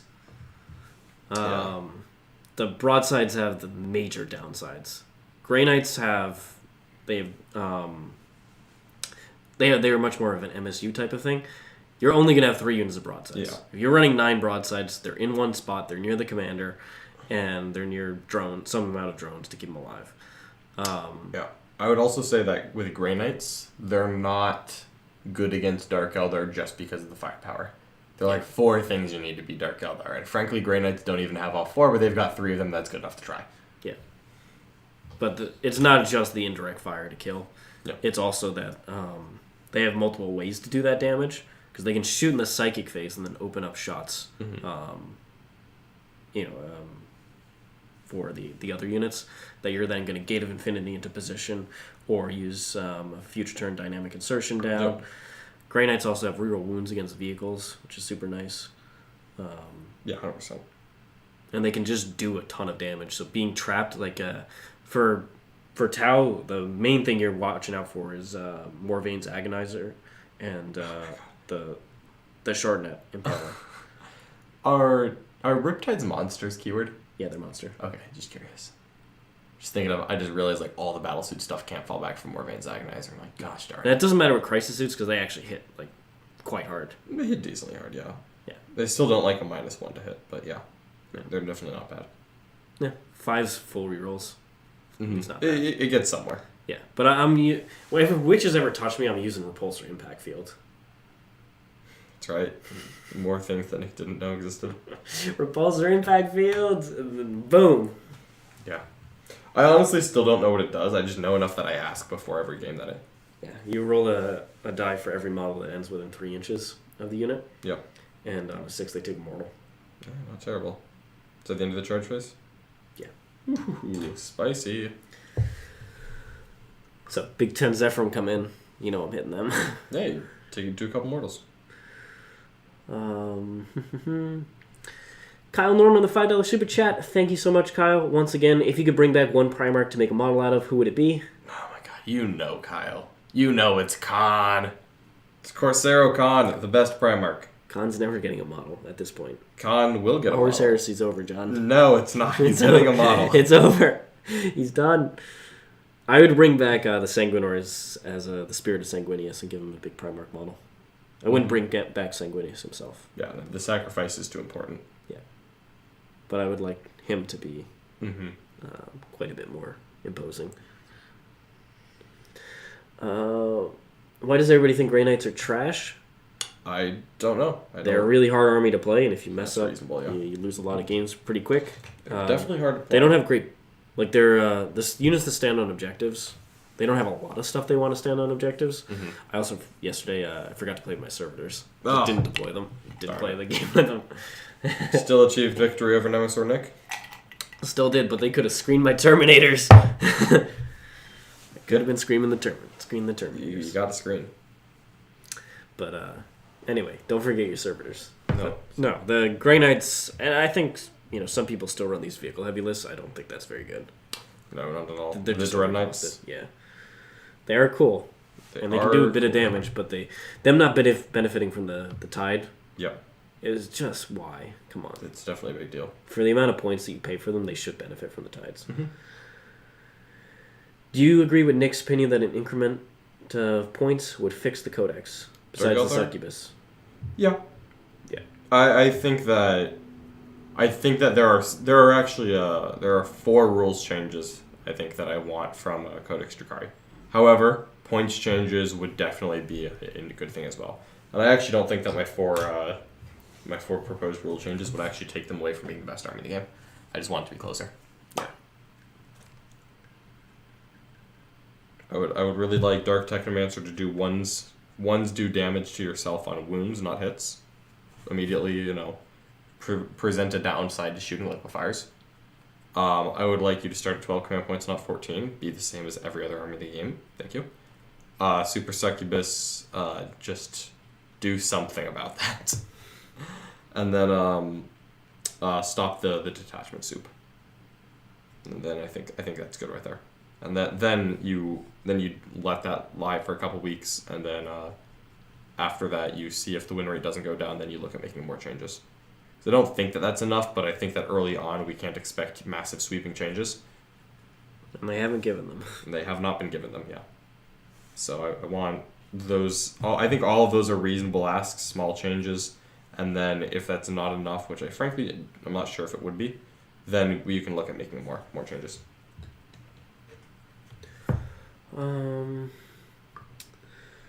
Have you ever encountered an army that made you uncomfortable, like due to the paint scheme or conversions? Nothing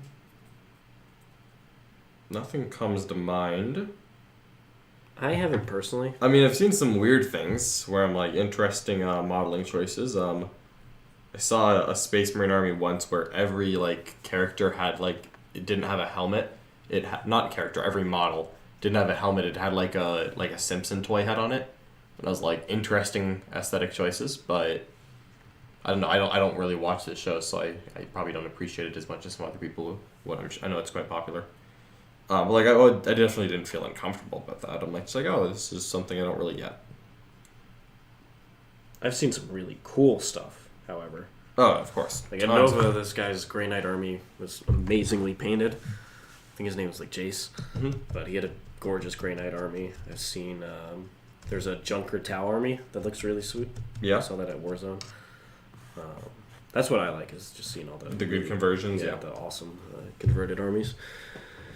How would you change Genestealers to make them viable? Just cheaper in points? Every time I compare them to White Scar's Vanguard vets, I get salty. I think Genestealers should be damage 2. I think they should be 10-inch move, not 10. Or not 8. 10-inch move, not 8. And then I think they should go down 2 points. Maybe 3. Like, Genestealers should hit. Genestealers should really mess people up when they hit. That's what Genestealers are. Like, in the lore, like, you know, they're like, yo, like, watch out for that Genestealer. I know you're wearing Terminator armor, but there's a Genestealer in the Space Hulk. Like, 20 of them is supposed to run people over. And they're just a little bit too much of a tickle right now. So, that would be my go. Is a little bit cheaper, I think 15 or potentially 18 or 17 points if you're going Genestealers.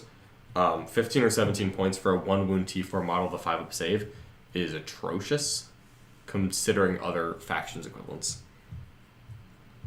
Talk about a unit that doesn't appreciate indirect fire. Oh my god, yeah, and any indirect fire. It's like big enough to get blasted. It's also 1 wound. It's like, man, this is... Like, at least Hellions are like, alright, if you're shooting mortars and stuff at me, like, at least I'm 2 wounds. Genestealers do not appreciate any kind of blast weapon whatsoever. All of them are bad. What are Hellions? 17? Hellions are 17, but they're 2 wounds. Yeah, they're faster, just better. They fly, exactly. They hit harder. That's what we're looking at. Oh yeah, like a Hellion is a Genestealer that is 6-inch or 4 inches faster, has a gun, has an extra wound, has an extra strength, has an extra damage. Yep, has combat drugs. So choose another stat and make it better too. So that's the whole thing. Racks are 8 points are fine when they don't have guns. Running a pure Coven list for casual team event would be very sad if Dark Technomancer racks got nerfed. Yeah, they probably are fine, honestly. I don't know. I don't want like massive point changes, but like 1 point here, 5 or 10 points here on things like I think taking the Archon and the Succubus both up 5 points would be fine. Take the Raider up 5 or 10 points. Leave the Venom the same, honestly. Venom don't need to go up at all. How does Death Guard play into Drukhari? And is there a way to make Death Guard better in that matchup? Boy, I am not confident in my answer on that one, if I'm being honest with you. Although I consider myself knowledgeable on all armies, I definitely have less on Death Guard. I think the big thing is that you need to dominate the objectives you have and just try to get your points. Can I borrow the Gary Gold? You may. That one. Yep, you're good. For all I know, that might be yours. No, I had one that it had like paint on the cover. Oh, okay. I just can't find it for some reason. No. It's floating around somewhere. Maybe it went on your shelf. It's entirely possible. So for Death Guard, I think that would be what I'd focus on, is like focus on like Poxwalker, Hordes, Terminators, things to hold your objectives and not let them get contested, and try to blow up the things that get near you, and kind of try to work on your own score.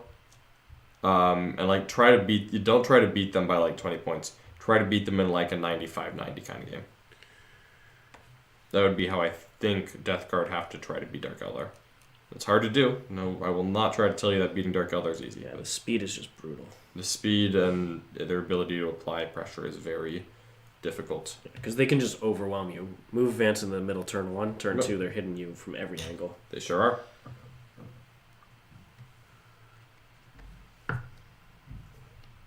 Let's see here. Any thoughts at all on like what I mean? Volkite Dreads. Let's just mention that again. Yeah, Volkite Dreads. Death Guard love their Volkite Dreads. 100%. I think with Drukhari in the meta, I'm actually tempted to switch away from Inexorable and more towards the whatever it's called, the shut off rerolls, Mortarian's Anvil. I think that's definitely will help against the witches. Yeah, it also does give you access to a heroic, which does make them contesting you play a little bit easier. I do like the heroics. It's not a guarantee. Their heroic is a little more limited than just a generic Space Marine. Here's a 3-inch heroic, but options are important. I'm just trying to complicate the game for the Drukhari player. Hope that they mess up. You can take advantage of it, because they are Drukhari. They've got a lot of units, so in a sense they're forgiving, but they do not have a lot of durability on individual squads. So if you can get them to misplace a unit or give you something extra, you can probably scoop it up for free.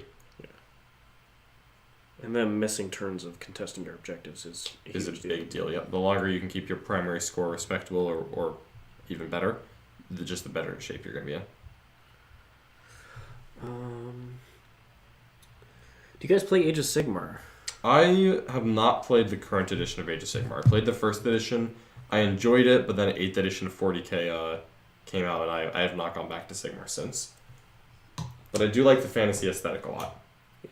I have not played any Age of Sigmar, but I do like the model lines. Yep, yeah, like I'm obviously painting up some Melisai right now, even though they will, of course, end up in my Dark Elder army, not in a Daughters of Cain one. John, would you rather have the bottom of a bunk bed with Nick, top bunk, or see the Vikings whip the Packers and win the Super Bowl this year? I mean, how long do I have to be on the bottom bunk here? Just eternity. Eternity? I mean, considering the Packers and the Vikings are mathematically not capable, or not mathematically, they're not capable of playing the Super Bowl. They're in the same conference. So you know what? I would take the impossible over an eternity in Nick's bunk bed, but I could do a week, or I could do a month in Nick's bunk bed. To see order restored to the universe when, the Packers inevitably crush the Vikings twice a year, as always. I would say 3 times a year, but unfortunately the Vikings would have to make the playoffs for that to happen, so I'll settle for twice a year. How does 14 CP work with Drukhari? So if you're... God, I hate this so much. Okay, so if every detachment in your army is a Drukhari patrol, change the cost of the Drukhari patrol to 0. If your warlord is in a patrol detachment, this is just generic stuff, add 2 command points to your army. Battalions and patrols both have the verbiage of if your warlord is in this detachment, add X command points. It's not a refund, is the awkward part. It just happens to be the same number. So battalion happens to give you 3 command points for having a warlord, and a patrol happens to give you 2. And that sounds a lot like a refund, but it's not. So when you change the cost of a Drukhari patrol and every Drukhari patrol in your army to 0, it doesn't remove the fact that having a warlord happens to give you 2 extra command points. So having 3 patrols, instead of starting at 8, you start at 12. Because it's 8 for every other, or it's 6 for every other army, and then it just becomes 12 for Drukhari. And in either situation, you add 2 command points for having a warlord in one of those detachments, which for most people takes you up to 8, for Drukhari takes you up to 14. I think that that's probably not what they wanted. I think that they probably wanted it just be all your patrols are free, and they kind of thought, well, the warlord one is already free, so let's just make the other 2 free. That's fine with me, because Drukhari are very fragmented in their sub-factions. Yeah. So like I could get behind Drukhari get to have multiple patrols for the same, instead of a Bloody Rose battalion, a White Scar battalion, you get 2 or 3 Drukhari patrols. Totally fine, make that the same starting point. I don't like it being better. Yeah. It just feels very unnecessary in the context of Drukhari got 17 other things. Hey guys, loving your insights. Having played against the Drukhari, power first hand, what Marine chapter has the best matchup against them? Ultramarines. But you gotta go first. I had to put the caveat in there. I went second against it, didn't help. It did not. That was not enough. Nope. I think that, the Ultramarines can try a good enough playstyle. And more specifically, they can force such a conservative deployment out of the Drukhari that it's very hard for them to rush you. And I think those are things you have to play into. But going first is a real strength there. Hey guys, love the channel. When can we see some Blood Angels again? Hopefully next month. I mean, we got Gabriel Seth for Flesh Terrors. We could play them. I would love to see some Flesh Terrors on the battlefield. That is one of my favorite chapters. That'd be a lot of fun. We can get that Advance in Charge Terminator in there. Oh, you've got to have an Advance in Charge Terminator. I expect a Terminator captain who's advancing in charge. Is that a relic? I believe it's a relic. Okay, so you could still use the Blood Angel Warlord trait to mastercraft his stuff. Yeah. Incredible. But definitely we'll have Blood Angels on again. No problem. Yep. Has anyone actually used the defensible terrain keyword when it's available? Mark Perry loves it. I like the shooting aspect. I never do the +1 to hit in combat aspect, but it's definitely not bad. I love the Overwatch. The Overwatch is the part that all of us like. Mark Perry loves the +1 to hit. He's like, I can make my Death to False Emperor 5s, and then the Rubric Marines are going to mess up your Apentia. That's why you start there, Tom. That's why you start there. Do not let people interrupt your Apentia. You will be sad. All right. So, John, this is like 8 attacks, 12 hits. Like, what? Casual. It's like, ugh. No rerolls necessary. It's like, this is incredible. Any change to Tyranids units needs to start with removing the Swarmlord's double move, though? You know what? If the Swarm Lord loses the double move in the context of the rest of the Codex exists, I'm okay with that. Yeah. I don't like Tyranids. It's a linchpin. It's the only thing we've got. So, complain about it if you want. Understand that it's the literal only thing Tyranids have. I would be totally fine with it going away or being nerfed in a new Codex. Just toss it out, just like for Tau. Just toss Savior Protocols, the current concept, right into the trash and start fresh. Start fresh, yep. Be totally fine with that. Yeah, the Swarm Lord's cool. He's a baddie. I like him. But, man, that is the only thing that we've got right now if you play Tyranids.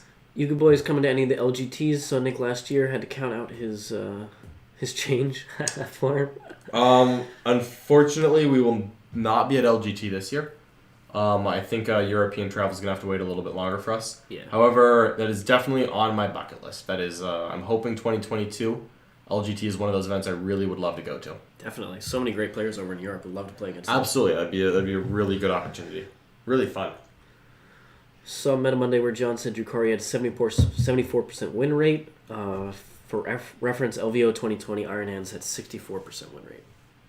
Proud of you. Thank you, GW. I think it's 72, but that does not diminish the point whatsoever. It's a real thing. It's a problem. It's the 50% undefeated from last weekend that upsets me the most, actually. Yeah. It's come on, that. But frankly, we were watching those games, and John and I put our best foot forward with two armies that can do a lot of damage and don't die very easily. Yeah. Just didn't matter. It didn't matter. Just okay. Yeah. I tried. Yes, that's harsh. That's hard. That's a hard one to process. Yeah, it's when you don't have options. That's when it feels bad. And this feels bad. It does feel bad. Let alone the factions that can't do damage. Oh my god, yeah. Anyway. Yeah. John has played Marines into Drukhari several times now. The best of the Marines. 6 or 7 games with him. And nope. It's tough. It's tough. White Scars made the score the closest. Dark Angels killed the most. Is where I'm at so far. Yeah. Neither one of them got within 10 points though. That's my new. Yeah. Can you get within 10 points? Can I get within 10 points of Drukhari with any army I own? So far, I have not. How would you build a pure Custodes list for the current meta? Shield Wall and Dreadnoughts, I think. Yeah, I like Shield Wall. Still, the infantry. Could you fit? I bet you could pull off a Custodes patrol. I just don't want to invest in 3. It was the list I played against you with your Ultramarine Dread list. Yeah. With the Venatari unit. Yeah. Did you have you had 2 Telemons that? Did you have it? Or 3? No, I had all 3. You had all 3? Yeah. I think I would try to do patrol and just take 2 fast, 2 elite, 2 heavy, because I don't want to take 3 shield squads. That's such a point sink. Yeah. I think you add an Inquisitor. Psychic secondaries. It's the cheapest unit I can leave on an objective. Also that. Also that. It's yeah. If I'm playing against full payload Manticores, they're going to waste a volley into you. And I'm going to accept it. Proud for your service, sir. Goodbye. Thank you for accompanying us. Send Gulliman our regards. Just hold down the fort in that ruin. We will create a medal in your honor. It's so sad. I would actually... God, Sisters of Silence... maybe I'd just spring for the Vanguard and just take the Sisters of Silence. Because they're the other cheapest thing I can put on a... Because I'm assuming that you're okay with Sisters of Silence in the Custodes list. That's close enough to me. Yeah. They have strats in the Custodes section. They do. That's got to be good enough. Yep. Plain casual vintage Firstborn Space Marines trying to use 2x10 Stern Guard and drop pods. Woo! What chapter are you running that with? What chapter? That's the question. What chapter run them with? You know what? Oh, that's the question? Combi Flamer Salamanders. Whoosh whoosh. Ooh, working on some 3D printable Eldar terrain. It should be competitive. Making open L's. About to make some vents. But was thinking about making a webway gate for dense terrain. That would look great. Who's saying that? That sounds really cool. That is Shadowsun. Shadowsun? Not to be confused with Shadowsun. Not to be confused. You know what? That actually sounds really cool. That sounds awesome. I'd love to see different aesthetic terrains that are the same but rough still 40K, outline. Yeah, but it's still 40k. But there's a lot of Imperial ruins. I think it's about time that we destroy a couple of Eldar. planets as well. You know what? Yeah. Let's get some ruined That feels Eldar good. on these tables. Yeah, absolutely. I'm sick of these Drukhari. We're blowing up their planets. Thoughts on the Lone Star Open? Um, Texas GT? Yep. It's I believe that's a Frontline Gaming event in The Lone Star Open? I believe so. Really? I think so. Yeah. Okay. LSO. I'm pretty sure it's a Frontline Gaming event because it hasn't been held before. I don't remember when or where it is, but I put it on my calendar for whatever that is because it was one I wanted to go What to. was it? Atlantic City, Atlantic Vegas, City Open, New Orleans. Yeah, New Orleans, the team tournament, and the Lone Star Open. I think are the 4 that they added. Don't have any thoughts because I haven't seen anything really announced other than that it is a thing, and I put it on my calendar, and I'm kind of playing through. I've got 2 tournaments the next 2 weekends, 2 GTs, so I've kind of been thinking about that. To be honest, I don't have strong thoughts on it other than that it's good, and it's good to have more events, and I'm gonna go. Thoughts on 2 to 3 Night Majeras with Guard Allies? Love it. I love Majeras. I think I do 2 Majeras and a Morax, and then just put infantry and plasma and outflank and some indirect. Throw it all in there. Probably just 1 Manticore, 1 Wyvern, a couple maybe a Chimera too, some plasma squads, bunch of infantry to move around. You can do cool stuff there. Do you think Drukhari is ready for the Hexmark Destroyer meta? You know what? We should have more of them for sure. 3 Hexmark destroyers. That's the answer. I'm running one against John. They're not great into Space Marines, but better into Drukhari for sure. Yep. Yeah, that is my Ultramarine list is very vehicle centric. He's not going to do much. He's not going to do much, but he's already damaged 1, so don't worry about the Dreadnoughts. Yep, Don't even worry. 2's You are on already Overwatch. where you want to be. 2's on Overwatch? Yep. All right, He's shoot the man. that Invictor. You're rolling ones. If you kill the Invictor, you can fire 1 more shot in Overwatch. Perfect. Fantastic. This is what I wanted. Excellent. Are you running Servitors? I don't even think I am. Damn. That No. would be the target. No, Hexmark versus Servitors. I don't even think that I am. Do you think a bike-heavy Ravenwing list could work against Drukhari with a couple Volkite Dreads, attack bikes, Bikers, Terminators, shoot comes out? Could, yes. I actually don't think that Dark Angels want any Terminators anymore because right now, like I tried the shootiest list possible with still a Terminator brick for other people, and it just wasn't like. I killed 1,100 points in 3 turns, and I felt really good about that. You killed part. 4 slits with the entire Terminator unit. Okay, yeah, that felt bad. Well, okay, it was more. I mean, Yeah. I killed more, and then we put it back on because I messed up a roll. Yeah. So it's not that simple. But still, not ignoring cover with that is brutal. Yeah, I thought they could ignore cover, and that's not nearly as good. Yeah. Makes me sad. I actually think yeah, Ravenwing Bikers could have a Ravenwing and Greenwing combo. I don't think it's ever pure Ravenwing because I want Dreadnoughts. Yeah. But yeah, Ravenwing Outrider, a couple bike squads with attack bikes in them, 1 or 2 attack bike squads, Talonmasters, just mobile firepower zipping around the battlefield. That sounds like it could be a thing. I could get behind it. John, how do you feel about Cabal the Poison Tongue for redeploy?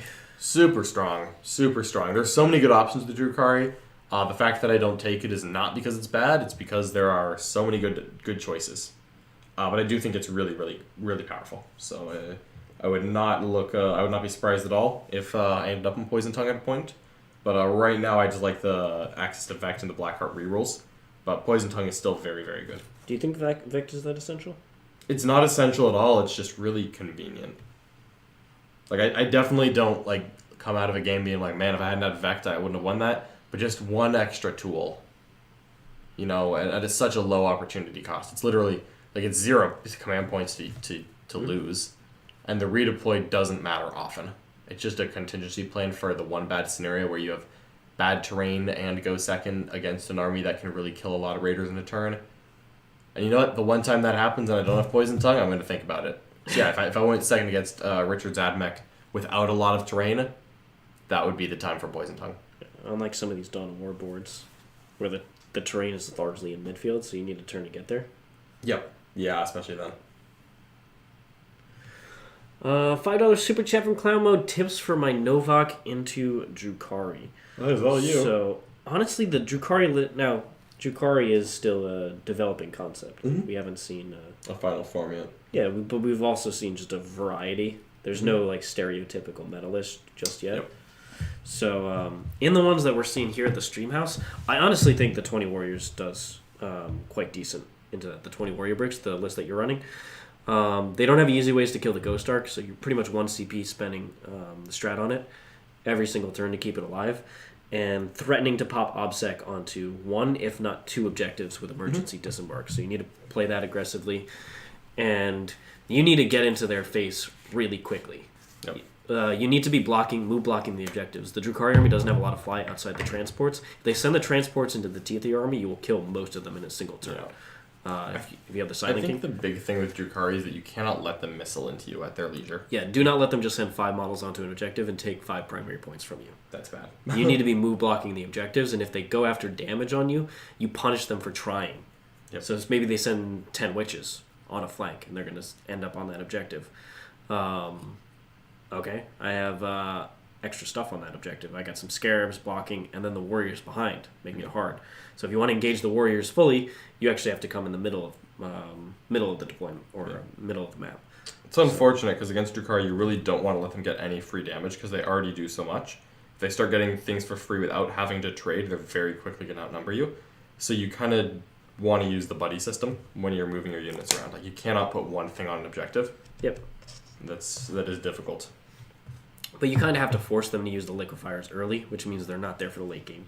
Yep, if you can kill them, you're in a good spot. I would prioritize killing... If the liquefiers are playing defensive, I'd prioritize killing the witches. Get rid of the stuff that ignores Overwatch, because otherwise, just a couple shots from the Gauss Reapers, even if like 4 or 5 guys can shoot, if they're sending a 5 squad of Incubi or whatever into you... That could be a game changer. Killing 2 or 3 of the models in Overwatch is huge. Mm-hmm. So you need to do little trades like that, is what you need to go after. But appreciate the Super Chat, Cloud Mode. Thank you so much. And best of luck at the tournament. I'm rooting for you, for sure. What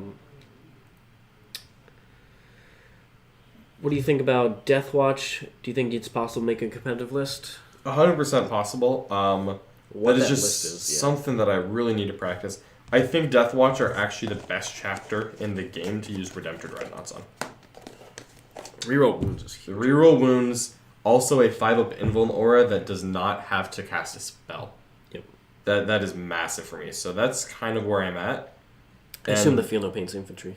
The Feel No Pain, I think it's just core, actually. Is it really? That's a great question. Could you put the 5 Feel No Pain on that? It's not just infantry, because I know it works on bikers. Okay. So it may be infantry biker. That would be silly. Get the 5 Feel No Pain on there, too. Yeah, right? That Redemptor's not dying. What's the reasoning for taking the Hexmark with the Conflagrator Relic?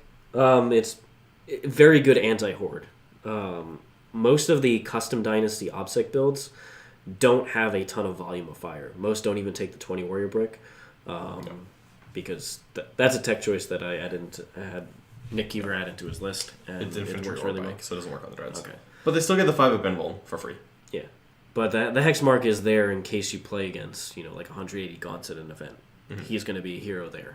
Yeah, stuff like that. He can really take a squad down a lot. But he's also importantly there for denying scrambler plays against you. Because Necron's overall a fairly slow army, especially the infantry heavy builds. And once you're in one spot, it's really hard to get over there unless you're using Veil. And you don't want to use that for just any reason. Not preemptive screening for sure. So instead the Hexmark comes in, can block off a play, and also kill a unit for you. Mm-hmm. Will we see seeing Siegs taking on the Drukhari with Necrons or Grey Knights anytime soon? Hopefully. It might be an interesting war match in the future. Yeah. I'd definitely be down to play it. Thoughts on how OP the Hexmark is? Kind of disrupting the meta? The most OP. Hexmark. The most OP. I mean, it's not a Kroot. Let's not get ahead of ourselves, but you know what? For those armies that don't have access to Kroot, Hexmark. Thoughts on dropping the Silent King and running Anarkir with many more warriors and double OBSEC pre-game move? Been testing, seems interesting. Yeah, definitely worth trying. Like I said, this isn't the best meta for the Silent King right now. No. But they really want to have more stuff, and he is not. I feel like transports is the key. Drukhari are not great into transport-heavy armies. Especially if the transport is OBSEC. Yeah. Yeah, the OBSEC is key because it makes them commit their OBSEC stuff to beat it, and then your OBSEC gets out and kills them. And you can contest their raider objectives with the OBSEC. Your own transport. You don't have to get out. Exactly, you don't have to get out. I think that's huge. Being able to... Yeah, it makes them use their OBSEC defensively and offensively. Yep. Well, that's true because the Slith party just gets contested by a boat. Exactly. That's a big deal. So, I think there's play there. I'd love to see that matchup. We'll see. All right, you all good, John? I'm ready to At go. 3 o'clock time. Thank you, everybody, for joining us. I really appreciate your support. Tomorrow we have 2 stream games. One is a subscriber match. That is Nick Nanavati playing his favorite faction in the game, Imperial Guard, Valhallans, into John Lennon.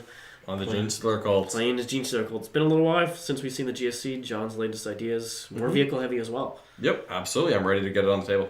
And then in the War Room, it is going to be me playing my Quantum Shielding Necron list into John playing Ultramarines. Absolutely. The Ultramarines are back, baby. We're going to test them out. I'm playing them this time, not Richard. But these are successors, no Gilliman. They are successors. They are Ultramarine successors. So we'll see how that goes. I'm finally matching my paint scheme. It's been a year. It's been a year. Ultramarine successors, done. Nova Marines. Eagle Warriors. Eagle Warriors. That's it. Isn't Nova Marines also blue and white? They are, but they're on the opposite sides. The opposite sides. Come on. Amateur stuff here. At least I knew that. Nick That's definitely not a chance. All right. Appreciate everybody's support. Thank you so much. And thank you. We will see you next time. Going in the break screen.